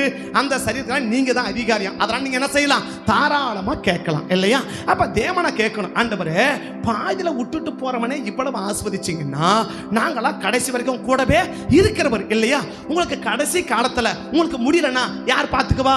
நான் தானே பார்க்கணும். யார் பார்த்துக்கணும்? ஏன் சார் நம்ம கேட்கணும்? அப்படிதானே கேட்கணும். உங்களுக்கு வயசாகி போச்சு இல்லையா? உங்களுக்கு அப்பவே 33 வயசு. எப்போ? அப்பவே இல்லையா? இப்போ எவ்வளவு இருக்கும்? இப்போ 2000 அது ஒரு 33 கணக்கு சேர்த்தல ஏகப்பட்ட வயசு உங்களுக்கு இல்லையா? இத்தனை வயசான காலத்தில் உங்களுக்கு யார் கூட வருவா? நான் தானே கூட வரணும். நாங்கள் தானே கூட வரணும். நான் தானே உன் மகன், நான் தானே உன் மகன், நான் தானே உங்களுக்கு தண்ணி கொடுக்கணும், நான் தானே உங்களுக்கு சாப்பாடு போடணும். அப்போ எங்களை தானே என்ன செய்யணும்? நீ நல்லா இருக்கும்போது எங்களை தானே ஆசீர்வதிக்கணும். ஆனால் எங்களை விட்டுட்டு பாதியில் விட்டுட்டு போறவனை போய் என்ன பண்ணி உட்காந்துக்கிறீங்க? வேணாம் வேணாம் ஆசுவாசனே இருக்கிறீங்களே அப்படின்னு கேட்ட அவர் சொல்லுவாரு, நீ கேட்கறதெல்லாம் உண்மைதான்ப்பா. ஆனால் உன்னையும் அவனையும் கணக்கு பண்ணா உன்னை விட அவன் எவ்வளோ மேலு. அதனால தான் என்ன செய்யறேன்னா, அவன் கிட்ட போய் அவன் வேணான்னு சொன்னா கூட நான் என்ன பண்றேன்? பரவாயில்லப்பா நீ பிடிச்சிக்கோப்பா, பரவாயில்லப்பா நீ பிடிச்சிக்கோப்பா, பரவாயில்லப்பா நான் பிடிச்சிக்கோப்பா அப்படின்னு என்ன பண்ணினே இருக்கிறேன்? ஆசீர்வாதத்தை கொடுத்துனே இருக்கிறேன், ஆசீர்வாதத்தை கொடுத்துக்கினே இருக்கிறேன் இல்லையா? அப்ப இதுவரைக்கும் இல்லாததெல்லாம் என்ன பண்ணினே இருக்கிறேன்? கொடுத்துக்கிட்டே இருக்கிறேன். அப்ப நமக்கு என்ன கோபம் வரணும்? அப்ப என் கட்ட இல்லாத ஒண்ணு அவர் கட்ட என்னத்தை கண்டுபிடிச்சிங்க அப்படின்னு கேட்டா 3 காரியத்தை ஆண்டவர் சொல்லுவாரு. 3 காரியத்தை ஆண்டவர் சொல்லுவார். என்னன்னு அப்படின்னா, உங்க கட்ட இல்லாத ஒண்ணு அவங்ககிட்ட இருக்குது. யார்கிட்ட? மகன்கிட்டையும் மனைவி கட்டையும் இல்லாத ஒண்ணு யார்கிட்ட இருக்குது? சிநேகிதங்கிட்ட இருக்குது. அதனால தான் எனக்கு மனைவின்ற கணக்கு இல்லை, எனக்கு மகன்ற கணக்கு இல்லை. எனக்கு தேவை அந்த காரியம் யாருக்கிட்ட இருக்குதோ அவங்கள தான் நான் என்ன செய்வேன்? ஆசீர்வதிப்பேன். அதுதான் என்னுடைய நீதி. அப்ப ஆபிரகாமை விட்டுட்டு நான் உன்னை ஆசை வச்சுன்னு வச்சுக்கோங்க. இப்ப ஆபிரகாம் வந்து ஏன் முடிய கேட்பாரு. எப்படி கேட்பாரு? ஆமா இதெல்லாம் என்கிட்ட இருக்கு, என்ன ஆசீர்வதிக்காம இது ஒண்ணுமே இல்லாத அவங்கள ஏன் பண்ணி ஆசீர்வதிச்ச அப்படின்னு கேள்வி கேட்டார்னா நான் யாரு? ஒரு நீதி உள்ள நியாயாதிபதி. நீதி உள்ள நியாயாதிபதி. அப்ப நான் என்ன சொல்லணும்? நீதியா நான் தீர்ப்பு சொல்லணும், நீதியா நான் தீர்ப்பு சொல்லணும். அதனால உன்னை பார்த்து ஏன் மதிப்பை நான் குறைச்சிக்க நான் விரும்பல. அதனால அந்த ஆபிரகாமை போல நீயும் மாறிடு. நீ கேட்காமலேயே உனக்கு தேவையானதை எல்லா ஆசீர்வாதத்தையும் உன்னையும் தேடி வந்து உன்னை என்ன செஞ்சுட்டு போவேன்? ஆசீர்வதிச்சுட்டு போவேன்னு ஆண்டவன் என்ன செய்வாரு? கேள்வி கேட்கிற நமக்கு சொல்லுவார் இல்லையா? அப்ப அடுத்த நம்ம என்ன கேட்கணும் அப்படின்னா, அது என்னென்ன காரியம் எனக்கு என்ன பண்ணுங்க சொல்லுங்க, இன்னைக்கே நான் செய்யறேன் பாரு அப்படின்னு கேட்கணும் இல்லையா?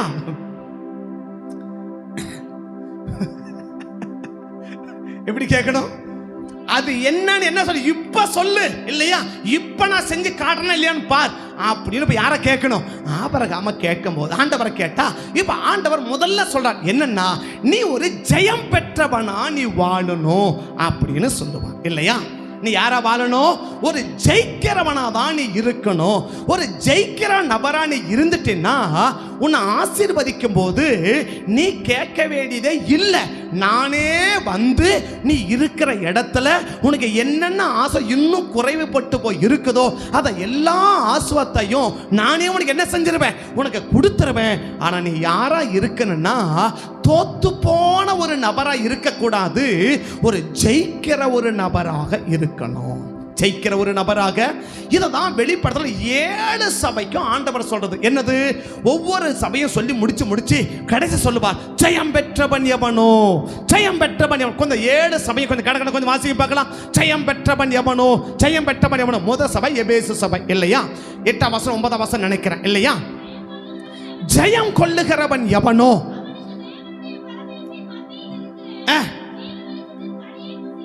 அப்ப எபேசு சபை வந்து கேட்கல என்னன்னு, எனக்கு பரதேசிக்கு மத்தியில் இருக்கிற ஜீவ விருட்சத்தை கனி என்ன பண்ணுங்க எனக்கு தாங்க அப்படின்னு கேட்கல இல்லையா? எபேசு சபை வந்து ஆண்டவர் என்ன கேட்கல? பரதீசில் உள்ள ஜீவ விருட்சகத்தின் கனி எனக்கு தாங்க அப்படின்னு கேட்கல. ஆனா ஆண்டவர் சொல்றார், நீ என்ன கேட்காத, நீ ஜெயம் பெற்றவன வாழ்ந்துடு, பரதீசுக்கு மத்தியில் இருக்க ஜீவ விருட்சகத்தின் கனியை நான் உனக்கு என்ன செய்வேன், நீ கேட்காத, நானே உனக்கு கொடுப்பேன்னு சொல்றார் இல்லையா. இரண்டாவது சபை, எந்த சபை? சிமிர்னா சபைக்கு சொல்றார். என்ன சொல்றார்? ஜெயம் கொள்ளுகிறவன் இரண்டாம் மரணத்தில் அவன் என்ன செய்யறது இல்ல.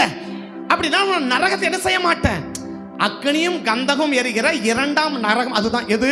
அக்னியும் கந்தகம் எரிகிற நரக கடல், அதான் இரண்டாம் மரணம். அப்ப என்ன சொல்றாரு? உன்னை நரகத்துக்கு பங்கெடுக்க மாட்டேன். அடுத்த வார்த்தையும் சொல்றாரு. அடுத்த வார்த்தையும் சொல்றாரு பாரு. இன்னொன்னு, ஜெயம் கொள்ளுகிறவன் எவனோ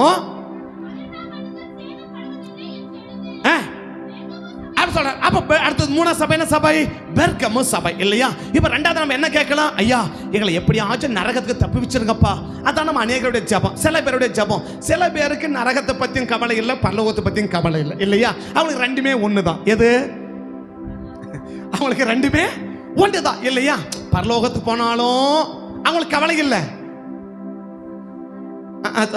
அதான் நீங்க சொல்லிடுங்க, நான் சொல்ல வேணாம் தான் நீங்க சொல்லுங்கன்ற.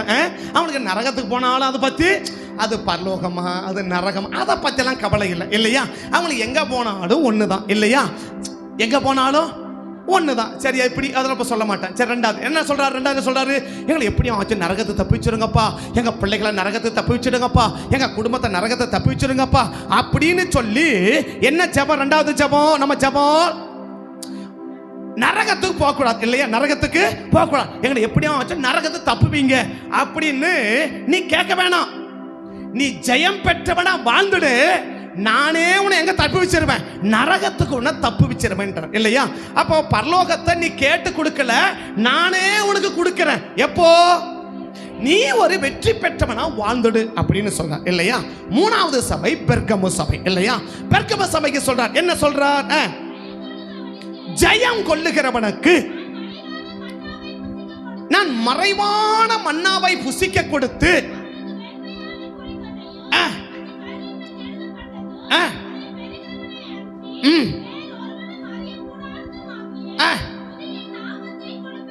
அப்ப என்ன சொல்றாருன்னா, இதுவரைக்கும் நீ பார்க்காத மண்ணா, இதுவரைக்கும் நீ பார்க்கல, மறைவான மண்ணானிட்டார். கடைசியா சொல்றாரு, இதுவரைக்கும் அந்த பேரை நீ பார்க்கவே இல்லை. அப்ப ஒரே வேலை சொன்ன அர்த்தம், இதுவரைக்கும் நீ பார்க்காத பெறாத ஆசுவாத்தை எல்லாம் நீ பெறணும்னா நீ கேட்காத, நானே கொடுக்கிறேன். எப்ப கொடுப்ப? ஜெயம் பெற்றவனா வாழ்ந்துரு அப்படின்றார் இல்லையா. நாலாவது சபை தியத்தீரா சபை இல்லையா. வா சொல்ற தியத்தீராக்கு சொல்ற. என்ன சொல்றார்? ஜெயம் கொண்டு எவனோ அவனுக்கு நான் என் பிதாவிட அதிகாரம் பெற்றது போல. அப்போ என்ன கேட்கிறோம்? அடுத்து என்ன கேட்கிறோம்? ஆண்டவர் பிசாசை துரத்த எனக்கு அதிகாரம் கொடுங்க, நோயை துரத்த அதிகாரம் கொடுங்க அப்படின்னு கேட்கிறோம் இல்லையா. நீ ஒரு அதிகாரத்தையும் கேட்காத, நானே கொடுக்கிறேன். எப்ப கொடுப்பேன்? ஜெயம் பெற்றவனா வாழ்ந்துடு, நீ கேட்காத, நானே உனக்கு கொடுக்கிறேன் அப்படின்னு சொல்றார். அஞ்சாவது சபை சர்தை சபை இல்லையா. இந்த சர்தை சபைக்கு சொல்றார். என்ன சொல்றார்? ஜெயம் கொள்ளுகிறவன் எவனோ அவனுக்கு வெண்வஸ்திரம் தரிப்பிக்கப்படும், ஜீவ புஸ்தகத்திலிருந்து அவன் என்ன செய்ய மாட்டேன். அப்ப எழுதப்பட்ட பேர் எழுதப்படாது. எப்படியாச்சும் என்ன பண்ணுங்க, ஜீவ புஸ்தகம் பேரை கிறுக்கி போட்டாதீங்கப்பா அப்படின்னு கேட்காத, நான் கிறுக்க மாட்டேன். என்ன செய்வேன் அப்படின்னு சொன்னா, நானே உன்னை என்ன பண்ணிடுவேன், ஆசீர்வதிச்சிருவேன் அப்படின்னு சொல்றான் இல்லையா. என்ன செய்வேன்?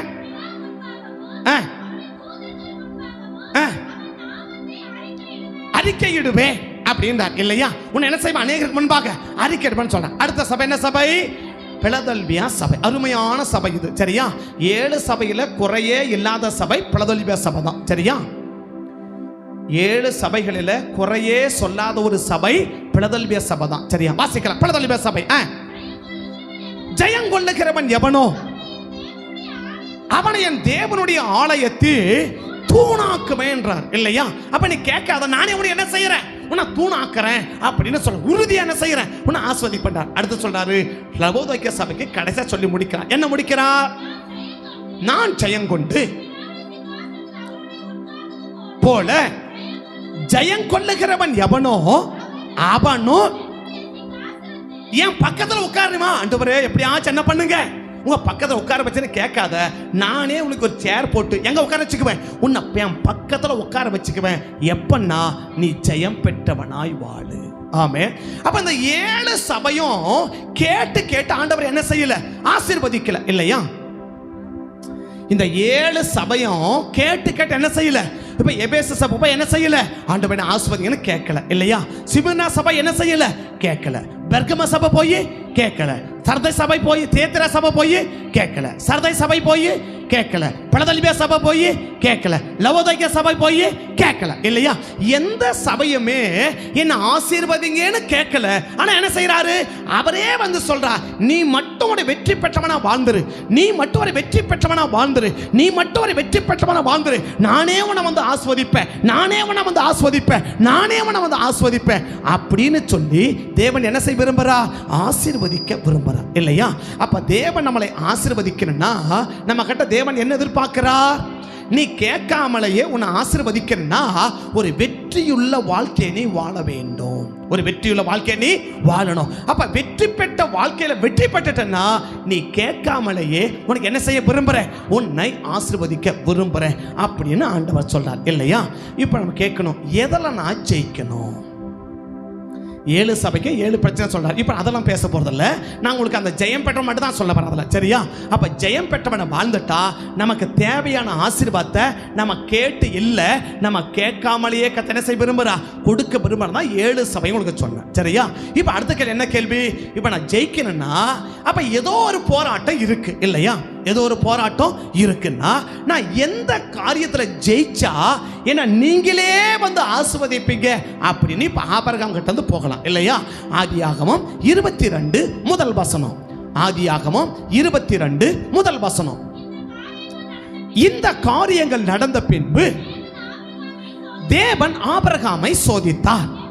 எப்படியெனில் அப்படின்றார் இல்லையா? இப்ப ஆபிரகாமை சோதிச்சா அந்த சோதனையில ஆபிரகாம் என்ன செஞ்சிட்டார்னா ஜெயிச்சிட்டார் இல்லையா? இப்ப சோதனை அப்படின்றோம் இல்லையா?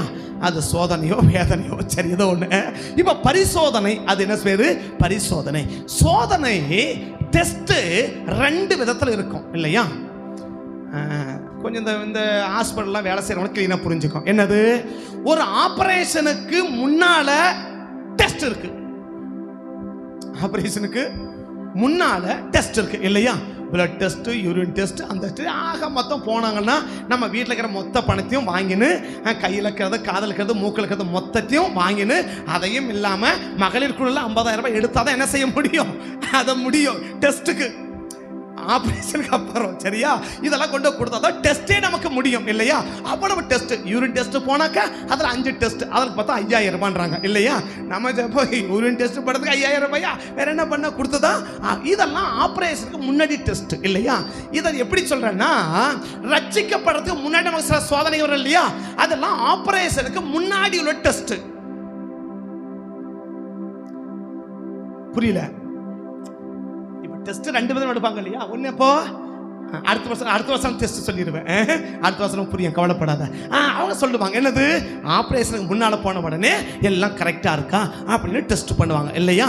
எல்லாம் கரெக்டாக இருந்தால் என்ன பண்ணுவாங்க, ஆப்ரேஷன் பண்ணுவாங்க. இப்போ நமக்கு எல்லா டெஸ்ட்டும் எடுத்தாச்சு, எல்லாம் எடுத்து முடிச்சு ரட்சிக்கப்பட்டு ஆப்ரேஷன் பண்ணி உள்ள கொண்டு வந்து போட்டாச்சு இப்போ, சரியா? இப்போ ரட்சிக்கப்பட்டதோட என்ன ஆயிடுச்சு, ஆபரேஷனுக்கு முன்னாடி டெஸ்ட் அதெல்லாம். ஆனா இப்போ வரதெல்லாம் ஆபரேஷனுக்கு பின்னாடி டெஸ்ட் இல்லையா? இப்போ ஆபரேஷன் பண்ணி அனுப்பிட்டாங்க, ஒரு வாரம் கழிச்சு என்ன பண்ணிட்டாங்க, அனுப்பிட்டாங்க. டாக்டர் என்ன சொல்லி அனுப்புவாரு, ஒரு 10 நாள் கழிச்சு வாங்க, இது எப்படி இருக்குதுன்னு சோதிச்சு பார்க்கலாம் அப்படின்னு சொல்லுவாங்க. சொல்லுவாங்களா? சொல்லுவாங்களா? சொல்லுவாங்க. என்னது, அப்ப இது 2வது என்ன டெஸ்ட், ஆபரேஷனுக்கு பின்னாடி உள்ள டெஸ்ட், சரியா? ஆபரேஷனுக்கு இப்போ குழந்தை ஆபிரகாமுக்கு ஈசாக்கு பிறக்கிறதுக்கு முன்னாடி வந்த டெஸ்ட் எல்லாம் ஆபரேஷனுக்கு முன்னாடி வந்த டெஸ்ட், சரியா? ஆனா இப்ப 22ஆம் அதிகாரத்துல வர டெஸ்ட் என்ன டெஸ்ட்னா, ஆபரேஷனுக்கு பின்னாடி வர டெஸ்ட். ஆபரேஷனுக்கு இப்போ என்ன செய்வாங்க, சரி டெஸ்ட் பண்ணி ஆபரேஷன் பண்ணி அனுப்பியாச்சு, ஒரு வாரம் கழிச்சு வாங்க, அதெல்லாம் எப்படி கூடி இருக்கு, ஏதாவது இன்ஃபெக்ஷன் ஆகிருக்கா, ஏதாவது பிரச்சனை இருக்கா அப்படி என்ன செஞ்சு பார்க்கலாம், நம்ம டெஸ்ட் பண்ணலாம் அப்படின்னு சொல்லி அனுப்புவாங்க இல்லையா? அப்போ 15 நாள் கழிச்சு போன உடனே ஓகே பரவாயில்ல, ஓரளவுக்கு எல்லாம் கூடி வந்திருக்கு, ஒன்று நீங்கள் பயப்பட வேண்டியது ஒன்றும் இல்லை அப்படின்னு சில பேருக்கு சொல்லுவாங்க இல்லையா? என்ன செஞ்சீங்க, நான் சொன்ன மாதிரிலாம் கரெக்டாக ஃபாலோ பண்ணீங்களா, நிறைய இன்ஃபெக்ஷன் ஆகிருக்கு அப்படின்னு சில பேருக்கு சொல்லுவாங்க இல்லையா? பக்கத்தில் கேளுங்க, உங்களை பார்த்து என்ன சொல்லுவாங்க? இப்போ டெஸ்ட் எடுத்துருக்கிறாங்க இல்லையா, பரலோக டெஸ்ட் எடுத்துட்டு இருக்கு இல்லையா, உங்களை பார்த்து இப்போ என்ன சொல்லும்? பரவாயில்ல, ஓகே, ஓரளவுக்கு என்ன வந்துருச்சு, கூடிருச்சு, இன்னும் 1 வீக்ல நல்லா கூடிரும், அதுக்கு மேலே என்ன செய்யலாம், நீங்க நல்லா ஃப்ரீயா இருக்கலாம் அப்படின்னு சொல்லுமா? என்ன பண்ணீங்க, நான் சொன்ன மாதிரிலாம் கரெக்டாக ஃபாலோ பண்ணீங்களா, நிறைய இன்ஃபெக்ஷன் ஆகிருக்கு, நிறைய பிரச்சனை ஆகிருக்கு, இப்படியே போச்சுன்னா நாளைக்கு இதுதான் வெட்டி எடுக்க வேண்டியதாக இருக்கும், கொஞ்சம் கவனமாக இருங்க அப்படின்னு சொல்லுவாங்களா? பக்கத்து இப்போ கேளுங்க, உங்களை பார்த்து டெஸ்ட் எடுத்துட்டு என்ன ரிசல்ட் சொல்லுவாங்க பரலோகத்திலேருந்து? இப்போ முதல் டெஸ்ட் இல்லை, இப்போ செகண்ட் டெஸ்ட் இது இல்லையா? ஆபரேஷன் முடிஞ்சிடுச்சு. இந்த ஆபரேஷனை சக்சஸ் பண்றதும் ஆபரேஷனை ஃபெயிலியர் பண்றது யார் கையில் தான் இருக்கு? இந்த ஆபரேஷன் யாருக்கு பண்ணாங்களோ அவங்க கையில் தான் இருக்கு இல்லையா? இப்போ அவங்க என்னவா செய்யலாம்? இந்த ஆபரேஷனை சக்சஸா மாத்தியும் காட்டலாம் இல்லையா? சரிங்க, விளங்குற மாதிரி சொல்றேன்னு. இப்போ கபடி போறாங்க, டக்குன்னு விளையாடுறாங்க, கால் உடஞ்சி போயிட்டுன்னு வச்சுக்கோங்களேன். என்ன செய்வாங்க? காலுக்கு கட்டு போட்டு இப்படி என்ன செய்யுங்க, நீங்க காலை கீழே ஊனக்கூடாது, இப்படி பத்திரமா இருக்கணும் அப்படின்னு சொல்லுவாங்க இல்லையா? நீ என்னடா சொல்றது போடா அப்படின்னுட்டு நான் அப்படிதான் காலை ஊனுவேன் அப்படின்னு அப்படி ஊனி நடந்துட்டு அடுத்த வாரம் செக்கப் போறாங்க இல்லையா? போய் அப்படியே அவர் உடனே ஸ்கேன் எடுப்பாரு, ஒரு ஸ்கேன் எடுப்பாரு, எல்லாம் எடுத்து பார்த்த உடனே ஒரு 5000 பில் போட்டு பாருங்க. அப்புறம் சொல்லுவாரு, நான் சொன்ன மாதிரி கீழே கால் ஊனாம இருந்தீங்களா அப்படின்னு கேட்பார் இல்லையா? ஏன் டாக்டர் அப்படி கேட்குறீங்க? முன்ன இருந்ததை விட இப்போ அந்த கிராக்கு இன்னும் அதிகமாக இருக்கு அப்படின்னு சொல்லுவார் இல்லையா? சொல்லுவாங்களா? ஹாஸ்பிட்டலுமே போகாத நான் சொல்லிக்கிறேன், போனால் நீங்கள் கம்முன்னு உட்காந்துருங்க சரியா, அப்படி சொல்லுவாங்க இல்லையா?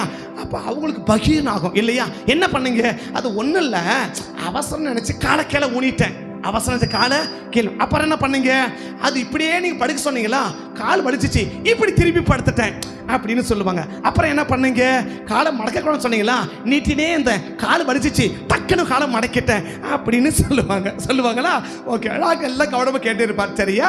ஒன்றும் இல்லை, இதையே மாதிரி கண்டினியூ பண்ணீங்கன்னா இந்த காலை இதோட என்ன செய்ய வேண்டியது இருக்கும், எடுக்க வேண்டியதாக இருக்கும். ஓகேண்ணா என்ன செய்யுங்க, போயிட்டு அடுத்த வாரம் வாங்க பார்க்கலாம் அப்படின்னு சொல்லி அனுப்பார் இல்லையா? இப்போ ஆபிரகாம் சொல்ற டெஸ்ட், 2வது டெஸ்ட் என்ன டெஸ்ட்? ஆபிரகாம் இந்த குழந்தை பிறக்கிறதுக்கு முன்னாடி பல டெஸ்ட் எடுத்துட்டேன் இல்லையா? 12 டெஸ்ட் எடுத்து தான் இருக்கிறேன் இல்லையா? கடைசியா 18 தான் சக்சஸ் ஆச்சு. என்னது எல்லாம் ஓகே அப்படின்னு எப்பதான் வந்துச்சு?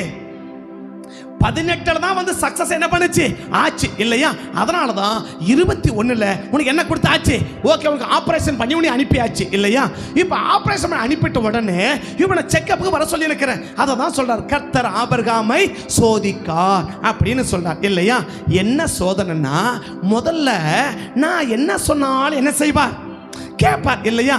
போனா போவாரு, வானா வாவாரு, உட்காருனா உட்காருவாரு, அனுப்புனா அனுப்பிடுவார் இல்லையா? அதே மாதிரி இவ்வளவு நாள் செஞ்ச மாதிரியே எனக்கு இப்போ கொடுத்தாச்சு, இப்போ கொடுத்தாச்சு இல்லையா? நமக்கு வாங்குற வரைக்கும் தான் கொஞ்சம் கஷ்டம் இல்லையா? வாங்கிட்டா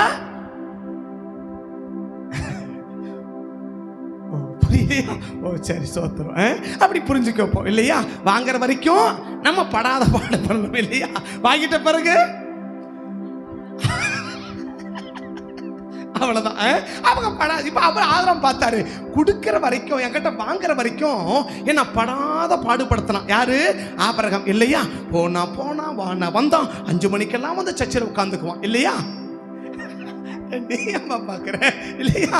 5 மணிக்கு வந்து என்ன பண்ணுவான், மழையே ஜோனு ஊத்துனா கூட சரி, என்ன பண்ணுவான், மழையாவது ஒண்ணாவது ஆண்டவர் தான் முக்கியம் அப்படின்னு வந்து உட்காருவான். எப்போ? அப்போ இல்லையா? ஒன்ஸ் அப்பான் எ டைம் இல்லையா?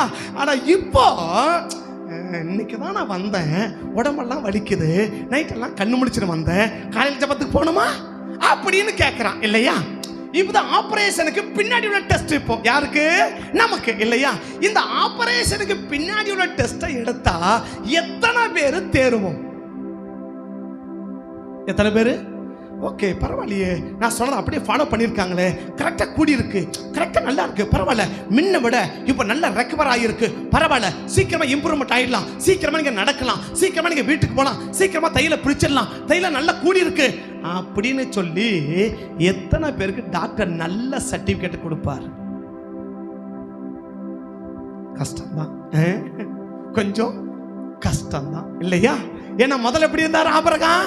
போனா வானா உட்காரனா அனுப்புனா எல்லாம் நடக்குது இல்லையா?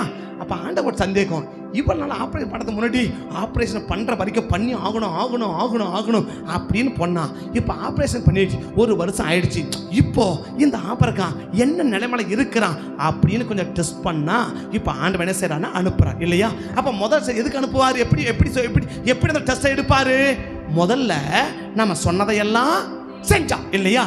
இப்பவும் அதே மாதிரி செய்யறானா அப்படின்னு என்ன செய்யறானா? சோதனை இல்லையா? இந்த சோதனையில எவ்வளவு பேர் ஜெயிக்குவோம்? ஆரம்பத்துல நான் இருந்த அதே மாதிரி இன்னைக்கும் அப்படியே நான் இருக்கிறேன் அப்படின்னு எவ்வளவு பேர் சொல்லுவோம் இல்லையா? இன்னைக்கு காலைல அங்க பேசிட்டு வந்தோம். என்னன்னா அவங்க பண்ணியிருந்தாங்க, கருவறையில் இருக்கும்போது கர்த்தர் என்னை பராமரித்தீர் அப்படின்னார் இல்லையா? பராமரிக்கிறதுல என்ன?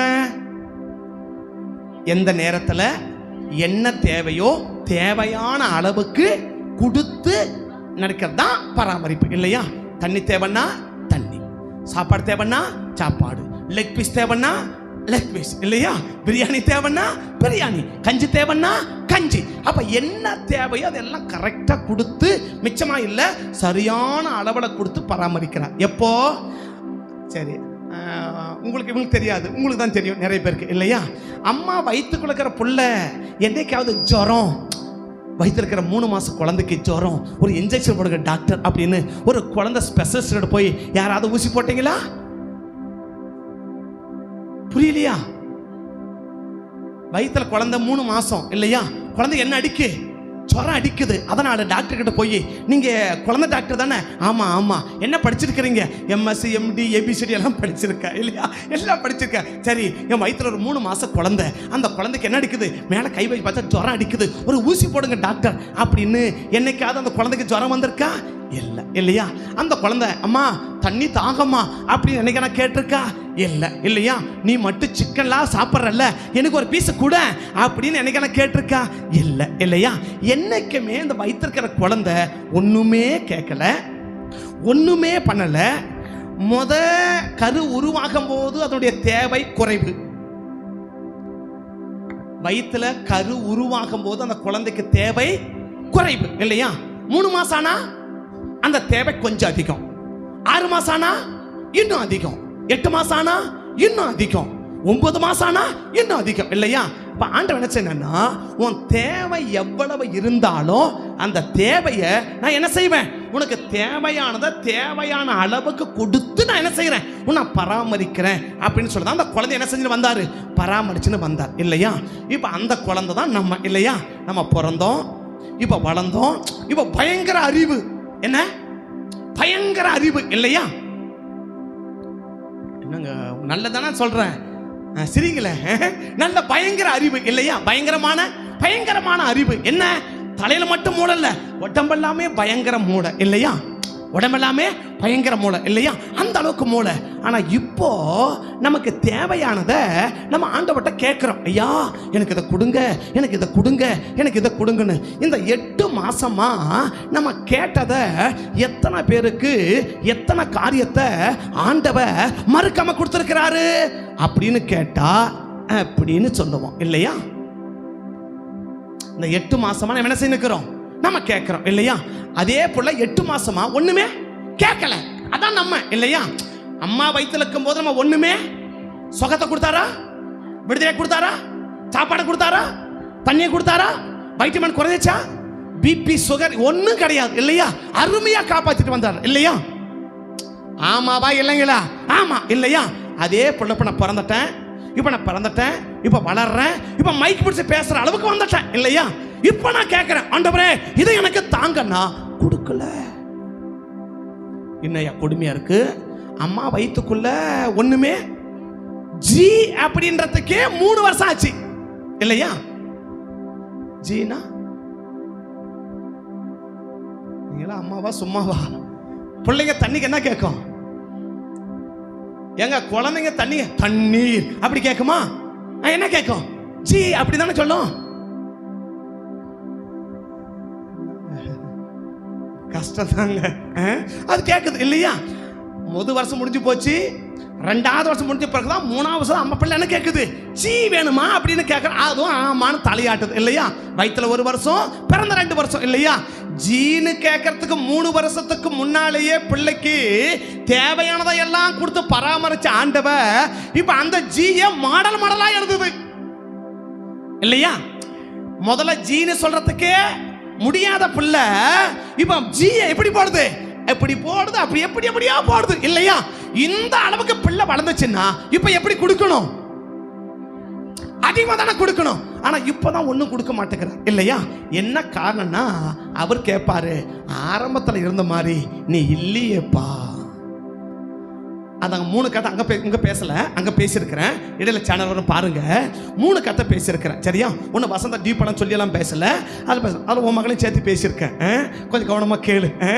உன் மகளை நிறைய பேசியிருக்கிறேன். ஏன்னா பேசிக்கு அவ தான் எனக்கு இப்போ, அதனால அந்த அந்த பிரசங்கத்தை அவ தான் பேசிக்கு, அதனால தான் அது பேசியிருக்கிறேன். அப்ப கேளு, பேசுவாங்க. பேருக்கு இல்லை, நடந்த சம்பவத்தை பேசியிருக்கேன். அப்ப சொல்லி புரிஞ்சுக்கலாம். என்னன்னா அப்ப நம்ம தெரிஞ்சுக்குது 3 காரியம். ஆரம்பத்தில் இருந்த இப்ப அப்படின்னு இல்லப்பா, இப்ப அப்படின்னு இல்ல இல்லையா? இப்ப நீ அப்படி இல்ல, ஆரம்பத்துல இருந்த மாதிரி இப்பவும் இருந்தது. ஏன்னா இன்னைக்கும் உன்னை பராமரிக்கிறதுக்கு எனக்கு தடை இல்லை. ஆரம்பத்துல இப்ப ஆபிரகாம் சோதிக்கிற என்னது? ஆபிரகாம் ஆரம்பத்துல இருந்தல்ல அதே மாதிரி இப்பயும் இருக்கிறியா அப்படின்னு கேட்கிறா. இப்ப ஆபிரகாம் சொல்ல, ஆண்டவரே இன்னைக்கு ஏதோ கிடைச்சதுனால நான் மாத்திக்க மாட்டேன், உனக்கு கிடைச்சதுனால நான் மாறவும் மாட்டேன், என்னை மாத்திக்க மாட்டேன். ஆரம்பத்துல எந்த ஆபிரகாம கண்ணுல பார்த்தீங்களோ அதே ஆபிரகாம் என்னங்க இந்த ஈசாக்குன்றீங்க, இந்த ஈசாக்கு போல 1000 ஈசாக்க உங்களுக்கு கொடுக்க முடியும் இல்லையா? இப்ப இந்த ஈசாக்க போடணும் அவ்வளவுதானே. வேணா நீ ஊன சொல்லுங்க, சாரால கூட என்ன செய்யறேன்? இப்ப ஆபிரகாம் என்ன சொல்லியிருப்பாரு? நீங்க இப்ப என்ன போடணும்? ஈசாக்க போடணும் அவ்வளவுதானே.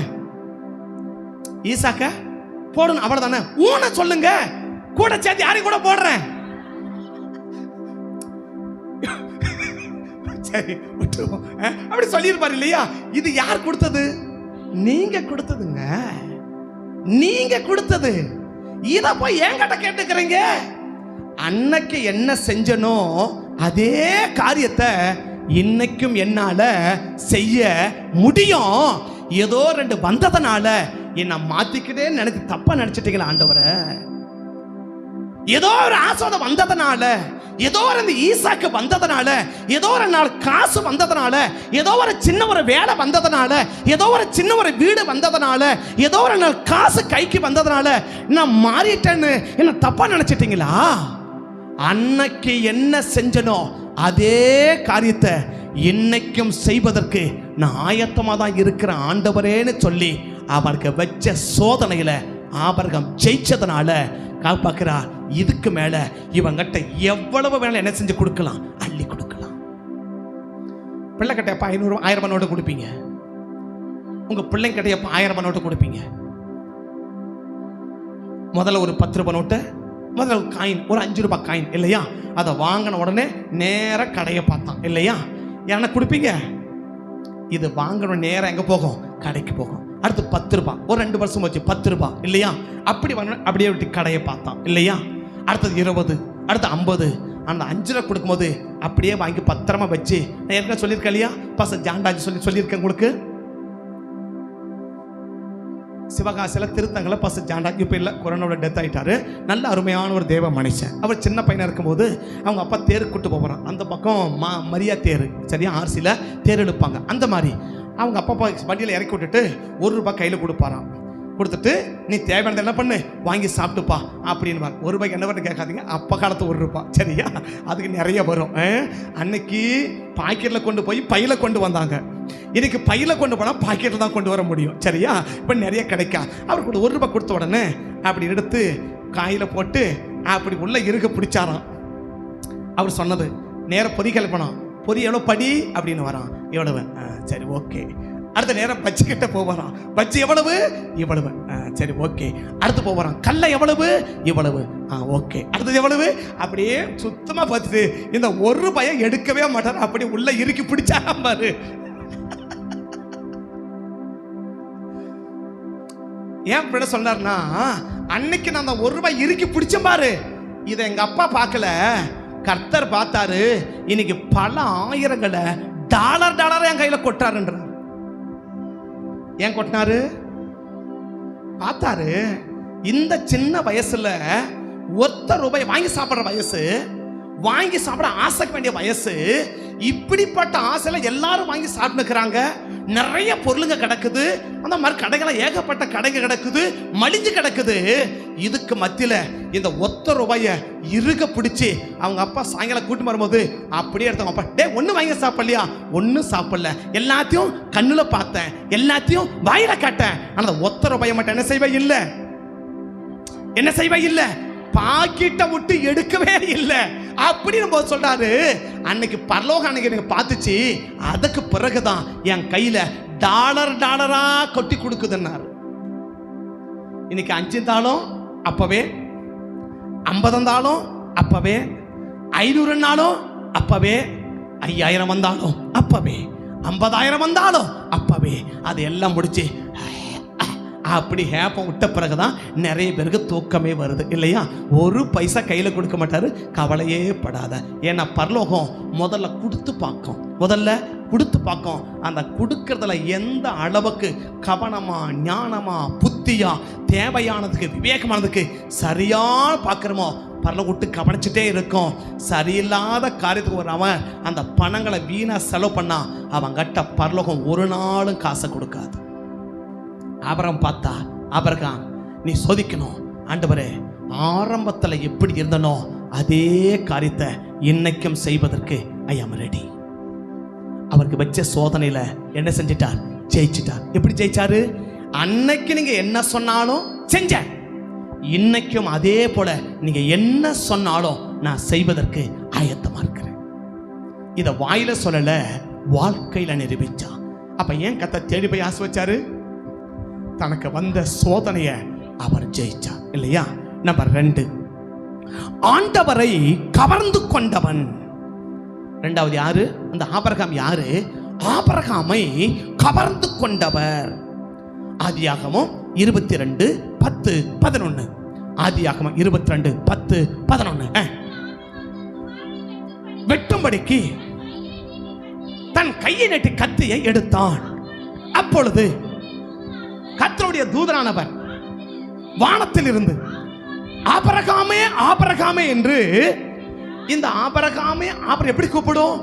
இப்ப வெட்ட போற அப்படின்னா அந்த நேரத்தில் எப்படி கூப்பிடுவாங்க?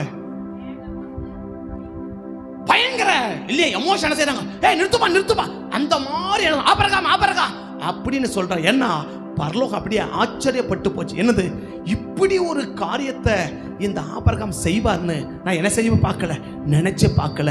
இரண்டாவது காரியம் எது ஆண்டவர் கவர்ந்துச்சுன்னா, உமக்காக நான் எதையும் செய்வதற்கு ஆயத்தம்.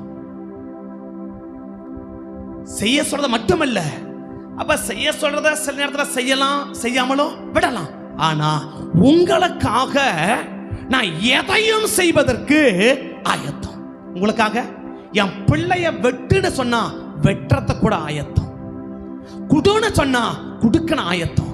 நீங்க சொன்னா உங்களுக்காக ஆண்டவரே, உங்களுக்காக நான் எதையுமே செய்வதற்கு ஆயத்தமா இருக்கிறேன். உங்களுக்காக, எனக்காக இல்ல, என் குடும்பத்துக்காக இல்ல, என்னுடைய ஃபேமிலிக்காக இல்ல, உங்களுக்காக. இன்னைக்கு எத்தனை பேருங்க ஆண்டவருக்காக நான் எதையுமே செய்வதற்கு ஆயத்தம் உள்ளவன்னு பேசலாம், வாயில சொல்லலாம். ஆண்டவருக்காக எல்லாம் செய்வீங்களா? நிச்சயமா அப்படின்னு சொல்லலாம். என்ன செஞ்சிருக்கன்னு கேட்டா பதில் இருக்காது. ஆண்டவருக்காக எதையும் செய்வதற்கு என்ன செஞ்சிருப்போம்? எதையும் செய்ய சொன்னா எப்படி எதை செய்வோம்? பிள்ளைய வெட்ட சொன்னா கூட நான் என்ன செய்ய முடியும்? அதாவது நமக்கு ஆண்டவர் என்ன கொடுத்திருக்கிறார்? கொடுங்கள் கொடுக்கப்படும் சொல்லியிருக்கிறார். எதை? காசை கொடுத்தா கொடுப்பாரு, தானியத்தை கொடுத்தா கொடுப்பாரு, சட்டையை கொடுத்தா கொடுப்பாரு. பிள்ளைய வெட்டனா இதுவரைக்கும் ஒருவேளை ஆபிரகாம் என்ன பார்த்திருக்கலாம்? ஒரு மடங்கு கொடுத்து பல மடங்கு ஆசை திரும்ப வாங்கினதை பார்த்துருக்கலாம் இல்லையா? அப்ப என்ன சொல்லலாம்? காணிக்கை கொடுன்னா கொடுக்கலாம், தசமபாகத்தை கொடுன்னா கொடுக்கலாம் இல்லையா? ஏதாவது செயல்படுனா செயல்படலாம். ஆனா பிள்ளைய விட்டுன்னா இது சாத்தியமான காரியமா? காசு போனா சம்பாதிச்சிடலாம் இல்லையா? காசு போனா ஒரு வருஷம் இன்னும் ஒரு உழைப்பு, ஒரு வருஷம் சேர்த்து உழைச்சா எங்க ஒரு வருஷம் உழைக்கிறதா இன்னும் ஒரு வருஷம் சேர்த்து உழைச்சா பணம் சம்பாதிக்க முடியாதா? முடியுங்க இல்லையா? முடியுமா? முடியுங்க. நம்ம நினைச்சா சம்பாதிக்க நினைச்சா சம்பாதிச்சிடலாம் இல்லையா? பிள்ளையா காசை சம்பாதிக்க நினைச்சா சம்பாதிச்சிடலாம், வீட்டை சம்பாதிக்க நினைச்சா சம்பாதிச்சிடலாம், நிலத்தை சம்பாதிக்க நினைச்சா சம்பாதிச்சிடலாம், பொருளை சம்பாதிக்க நினைச்சா சம்பாதிச்சிடலாம், எதை வேணாலும் சம்பாதிக்கலாங்க. ஆனா பிள்ளைய மட்டும் நீ எந்த காலத்தை என்ன செய்ய முடியாது. சரி இன்னும் 10 படி சம்பாதிச்சிடலாம், ஒரு நாள் முடியாதுங்க. 10 லட்சத்தை சம்பாதிக்கலாம், ஏன் 10 கோடியை கூட சம்பாதிக்கலாம். ஆனா பிள்ளை என்ன செய்ய முடியாது. இப்ப ஆண்டவர் கேட்டது இவரால முடியும்ன்றத கேட்கல. இவரால இப்போ காசு சம்பாதனை கொடுன்னா கொடுத்துட்டுப்பா. என்ன ஒரு வருஷம் இன்னொரு வருஷம் உழைச்சா முடிஞ்சிடுது, இன்னும் 2 வருஷம் தான் உழைக்கலாமே, சம்பாதிக்க முடியாதா? முடியும் அப்படின்லாம் இல்லையா? வீட்டை கேட்டிருந்தா கொடுத்துருக்கலாம், எதை வேணா கொடுக்கலாம். இப்ப அவர் கேட்டது இதை கொடுத்துட்டுனா திரும்ப என்ன செய்யவே முடியாது, பெறவே முடியாது. பிள்ளைய கொடுத்தானா உயிரோட கொடுத்தா பரவாயில்ல, வெட்டிட்டா திரும்ப பெறவே முடியாது. அப்ப ஆபரணம் மட்டும் ஆண்டவர் கேட்டது என்ன? திரும்பவும் நான் கொடுக்க முடியாது, திரும்பவும் நானே கொடுக்க மாட்டாத உன்னை கேட்டா எனக்காக கொடுப்பியா?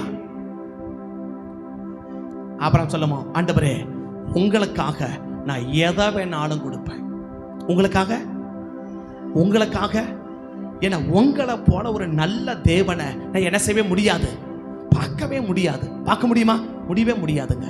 முடியவே நம்ம ஆண்டவரை போல ஒரு நல்ல தெய்வத்தை நீ எத்தனை லோகம் எடுத்தாலும் எத்தனை கோடி வருஷம் எடுத்தாலும் என்ன செய்யவே முடியாது, பார்க்கவே முடியாதுங்க. நான் சொல்ல ஒவ்வொரு ஆண்டவர் சொல்லுவேன், ஆண்டவர் இதுக்கு நாங்க தகுதியே இல்லை ஆண்டவரே, இந்த ஆசை நாங்க தகுதியே இல்லை ஆண்டவரே. போன வாரத்தில் ஊழியர் போகும்போது என்ன விஷயம் சொல்ல மாட்டேன், பாச கூட்டு தலைமை கூப்பிட்டு பேசினார். நான் சொன்னேன், அவர் இருக்கிற இடத்துக்கு நான் அவர் உட்காந்து அப்படி போயிட்டபோது அவர் கூப்பிடுறாரு. நான் அவர் கூட பகினாகி போச்சு. ஆண்டவரே இவங்க கிட்ட நின்று பேசுறதுக்கு கூட, ஏன்னா அவங்க அபிஷேகம் என்ன, அவங்களுடைய வல்லமை என்ன, அவங்களுடைய கிருபைகள் என்ன, அவங்க கூட்டு பேசுற அளவுக்கு நான் எந்த விதத்தில் தகுதி ஆண்டவரே. அதை தாட்டி 2 கருத்தை சொன்னாரு, அதை சொல்ல மாட்டேன். சொன்னாரு சொல்றாரு, இந்த கிறிஸ்டின் சொல்ற 2 விஷயத்த சொல்றாரு. அப்படி சொன்னார். நான் சொல்றேன் திரும்ப போகும்போது சரி ஓகே போயிட்டு வா அப்படின்னு சொல்றாரு. நான் யோசித்து போனேன், அவர் கூட்டு பேசுற அளவுக்கும் இதை சொல்லக்கூடிய அளவுக்கும் எந்த அளவுக்கு ஒரு தகுதியுள்ள பாத்திரம் ஆண்டவரே இல்லவே இல்லை. ஒன்னே உங்க கிருபை மட்டும்தான். ஏன்னா நம்மை போல ஒரு நல்ல ஆண்டவரை உலகத்துல எங்கேயுமே பார்க்க முடியாதுங்க. ஆனா அந்த நல்ல ஆண்டவர் உன்னை கேட்டா உன்னால செய்ய முடியுமா? அப்புறம் சொல்லுவார், உங்களுக்காக நான் எதையும் செய்வதற்கு ஆயத்தம், உங்களுக்காக. ஏன்னா உங்களை போல ஒரு நல்ல தெய்வத்தை என்ன செய்ய முடியாது, இந்த உலகத்துல எங்கேயும் நான் பார்க்க முடியாது. ஆண்டவரே உங்களுக்காக, என் மனைவிக்காக இல்லை, என் பிள்ளைக்காக இல்லை, எங்க சொந்தங்களுக்கு இல்லை, உங்களுக்காக நான் எதையும் செய்வதற்கு ஆயத்தம். அந்த காரியம் ஆண்டவரை கவர்ந்து போச்சுங்க. அந்த காரியம் ஆண்டவரை கவர்ந்து போச்சுங்க. எது? உங்களுக்காக என்ன செய்ய சொன்னாலும் நான் செய்வேன் ஆண்டவரே. எனக்காக இல்லை, என் சொந்த மதங்களுக்கு இல்லை, என் மனைவி பிள்ளைகளுக்கு இல்லை, உங்களுக்காக என்ன செய்ய சொன்னாலும் அந்த நிமிஷம் என செய்வதற்கு நான் ஆயத்தன்னு ஒரு செயல் ஆண்டவரை கவர்ந்திருக்குமா? உன் செயல் ஆண்டவரை கவர்ந்திருக்குமா? பார். நம்பர் 3, ஆண்டவரை சந்தோஷப்படுத்தினவன். கவர்ந்தது வேற, சந்தோஷப்படுத்துறது வேற. 3வது ஆண்டவரை ஆபிரகாம் சந்தோஷப்படுத்தினார். விளக்கமா பேசணும், நேரம் என்ன, டைம் வச்சு முடிக்கிறேன். 3வது ஆண்டவரை ஆபிரகாம் சந்தோஷப்படுத்தினவர். 14வது வசனத்தை வாசிக்கலாம். 14வது வசனத்தை, ஆபிரகாம் தன் கண்களை ஏறெடுத்து பார்த்து ஆட்டுக்கடாவை கண்டான். பிடித்து அதை தன் குமாரனுக்கு பதிலாக தகன பலியாக பலியிட்டான் இல்லையா? லேவியராகமம் 1ஆம் அதிகாரத்தில் இந்த தகன பலியை சுகந்த வாசனை அப்படின்னு சொல்லுவார். சுகந்த வாசனை. ஆதியாகமம் 8ஆம் அதிகாரத்தில் நோவா பலி செலுத்தின அந்த நல்ல மிருகங்களை பலி செலுத்தும் போது அந்த பலியை கர்த்தர் சுகந்த வாசனையாக முகர்ந்தார் அப்படின்னு சொல்லும் இல்லையா? அவைகளை எல்லாம்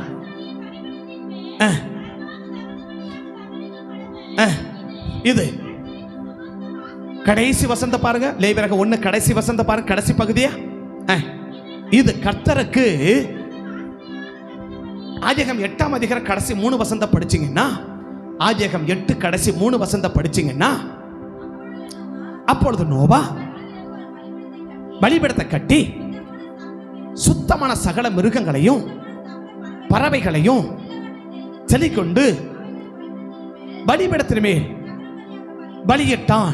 சுகந்த வாசனையை கர்த்தர் முகர்ந்தார். ஆமே, சுகந்த வாசனையை கர்த்தர் முகர்ந்தார். சுகந்த வாசனையை கர்த்தர் முகர்ந்தார். அப்ப தேவன் அது என்ன பண்ணிச்சான்? சந்தோஷப்படுச்சான். 9ஆம் அதிகாரத்தில் பார்த்தீங்கன்னா அவன் கேட்காமலே என்ன செய்யறார்? நோவா ஆசீர்வாதம் கேட்கல இல்லையா?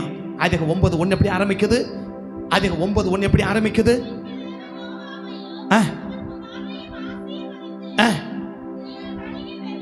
இப்போதான் நோவா அப்போ கேட்கல, என்னன்னு என்னை ஆசீர்வதிங்கப்பா, என் பசங்களை ஆசீர்வதிங்க அப்படின்னு கேட்கல இல்லையா? இப்போ என்ன செய்யறாரு?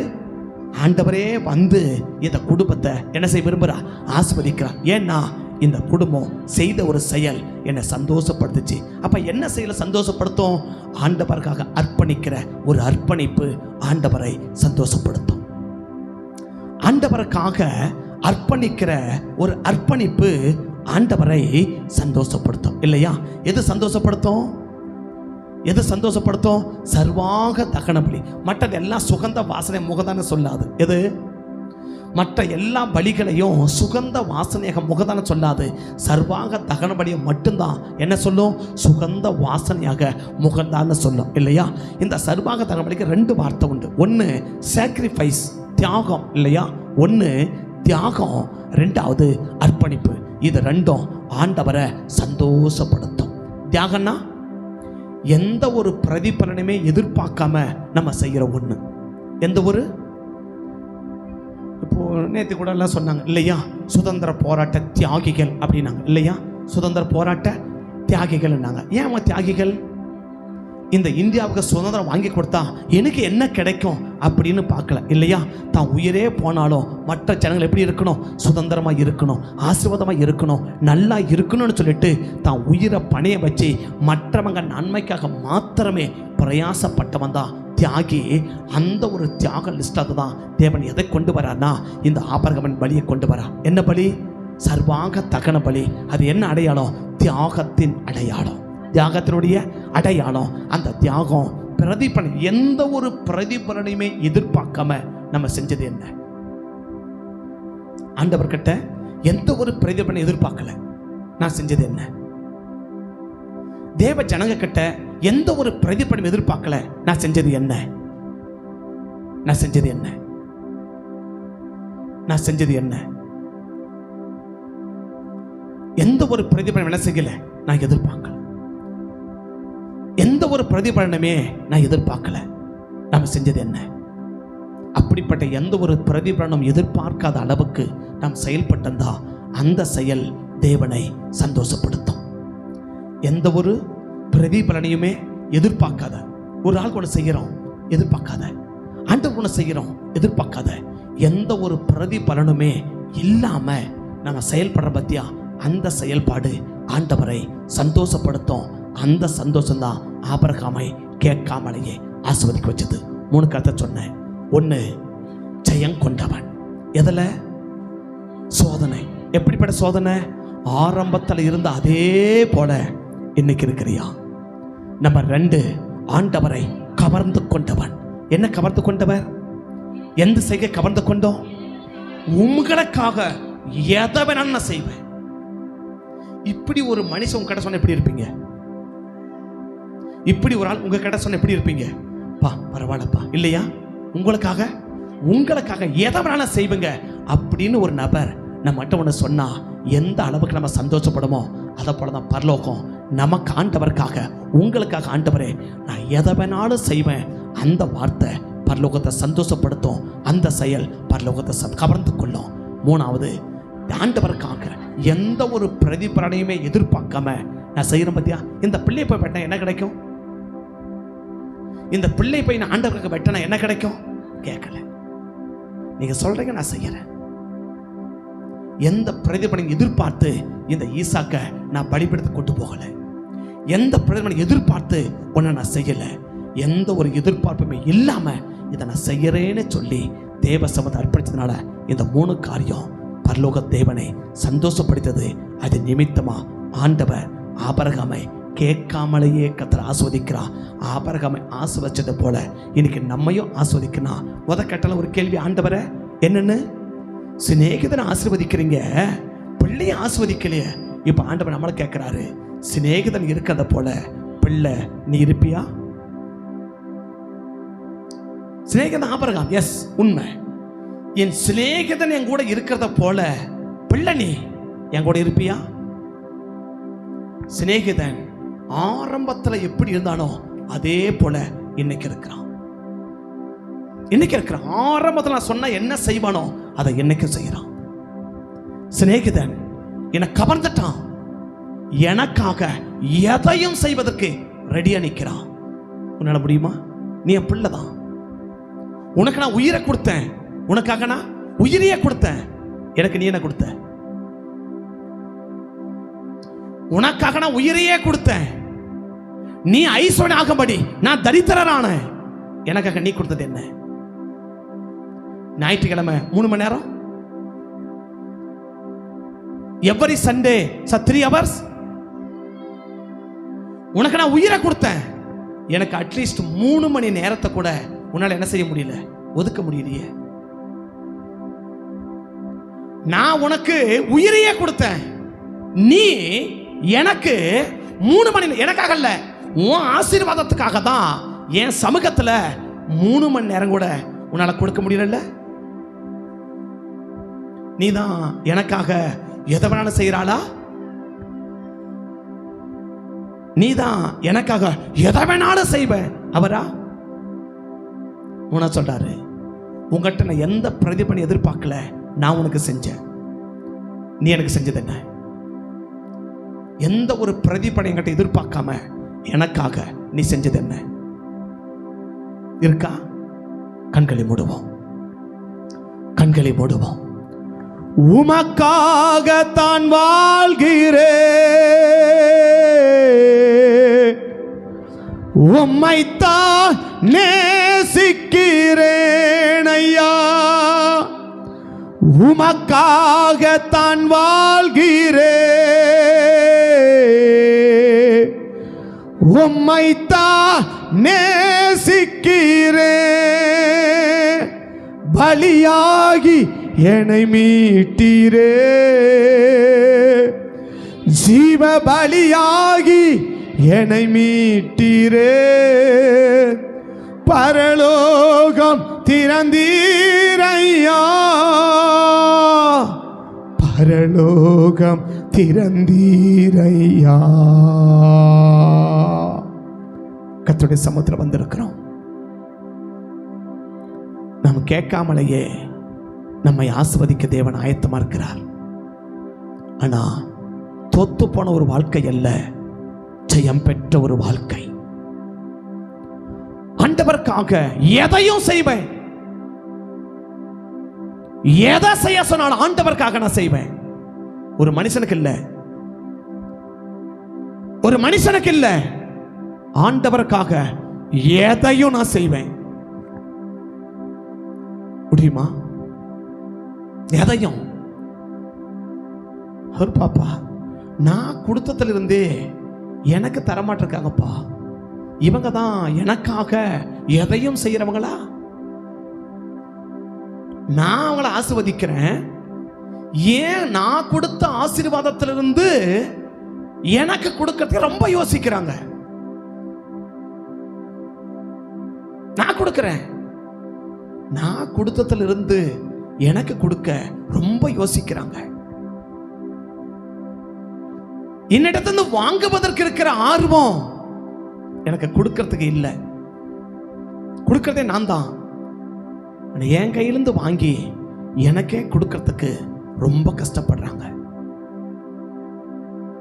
ஆபிரகாம் எனக்காக தான் பிள்ளைய கூட வெட்டுறதுக்கு துணிஞ்சவன். ஏன் ஆஸ்வதிக்கிறேன்? சும்மா இல்லப்பா. மூணாவது, தான் பிள்ளையே கொடுக்கிறாரு. என்கிட்ட எந்த பிரதிபலனையும் எதிர்பார்க்கல. எந்த பிரதிபலனையும் என்கிட்ட எதிர்பார்க்கல. இன்னைக்கு நம்ம ஒன்று செய்யறோமே, எதன் அடிப்படையில்? எதன் அடிப்படையில்? அர்ப்பணிப்போம். பரிசுத்த பிதாவே, ஒருவேளை கடந்த நாட்கள்ல ஆரம்பத்தில் நல்லா ஜெபிச்சோம், உபவாசம் பண்ணோம், சபைக்கு போனோம், எல்லா கூட்டம் அட்டன் பண்ணோம். ஆனால் இன்னைக்கு ஏதோ ஒரு ஞாயிற்றுக்கிழமை மாத்திரம் கடமைக்கு வந்து போகிறோம். மற்ற எந்த கூட்டமோ நாங்கள் தான் வளர்ந்துட்டோமே, நமக்கு தான் தெரியுமே, நமக்கு தான் எல்லாம் புரிஞ்சிச்சே. ஆரம்பத்தில் செஞ்ச ஒரு செயல் இன்னைக்கு இல்லைன்னு கர்த்தர் வருத்தத்தோட சொல்றார். ஆரம்பத்தில் இருந்த செயல் இன்னைக்கு இல்லைன்னு கர்த்தர் வருத்தத்தோட சொல்றார். நம்பர் 2, எனக்காக எதையும் செய்வதற்கு ஆயத்தமாக இருந்தா உன்னை நான் ஆசீர்வதிச்சிருவேன். எந்த ஒரு பிரதிபலனும் எதிர்பார்க்காத நானே செஞ்சிருவேன். ஆனால் பிரதிபலனை எதிர்பார்த்து செய்யறதுனால தான் எனக்கு தேவன் நம்மளை ஆசீர்வதிக்க முடியல. பரிசுத்த பிதாவே, இந்த 3 அர்ப்பணிக்கிறோம்ப்பா. இனி உமக்காக எதையும் செய்வதற்கு அர்ப்பணிக்கிறோம். உமக்காக எதையும் செய்வதற்கு அர்ப்பணிக்கிறோம். ஆண்டவரே, எங்களை நம்புங்க. எந்த ஒரு பிரதிபலனும் எதிர்பார்க்காம செயல்படுவோம். எங்களை நம்புங்க ஆண்டவரே. எங்களுக்கு வைக்கிற சோதனை ஆரம்பத்தில் நாங்கள் எப்படி இருந்தோமோ அதே போல எத்தனை வருடங்கள் ஆனாலும் அப்படியே இருப்போம்ப்பா. எங்களை பார்த்து நீங்க ஆரம்பத்தில் இருந்த மாதிரி இல்லைன்னு ஒரு மனுஷனை சொல்லிடக்கூடாது. ஆரம்பத்தில் இருந்த மாதிரி இல்லைன்னு ஒரு மனுஷனே சொல்லிடக்கூடாது. அந்த அளவுக்கு நாங்க இருக்க விரும்புறோம். ஆசீர்வதிங்கப்பான்னு அர்ப்பணிக்கிற ஒவ்வொரு பிள்ளைகளையும் இந்த ஆராதனைக்கு மத்தியில நீங்க ஆசீர்வதிச்சு, இவங்க ஆசீர்வாதத்தை இவங்க கேட்காமலேயே இவர்களுக்கு கொடுத்து இவங்களை ஆசீர்வதிச்சு அனுப்புங்க சுவாமி. ஆசீர்வதிச்சு அனுப்புங்க. தேவ கத்தை ஒப்பு கொடுக்கிறேன். காத்து நடத்தும், கிருபை தாங்கட்டும். இயேசுவின் நாமத்துல வேண்டி ஜெபிக்கிறோம் நல்ல பிதாவே, ஆமென்.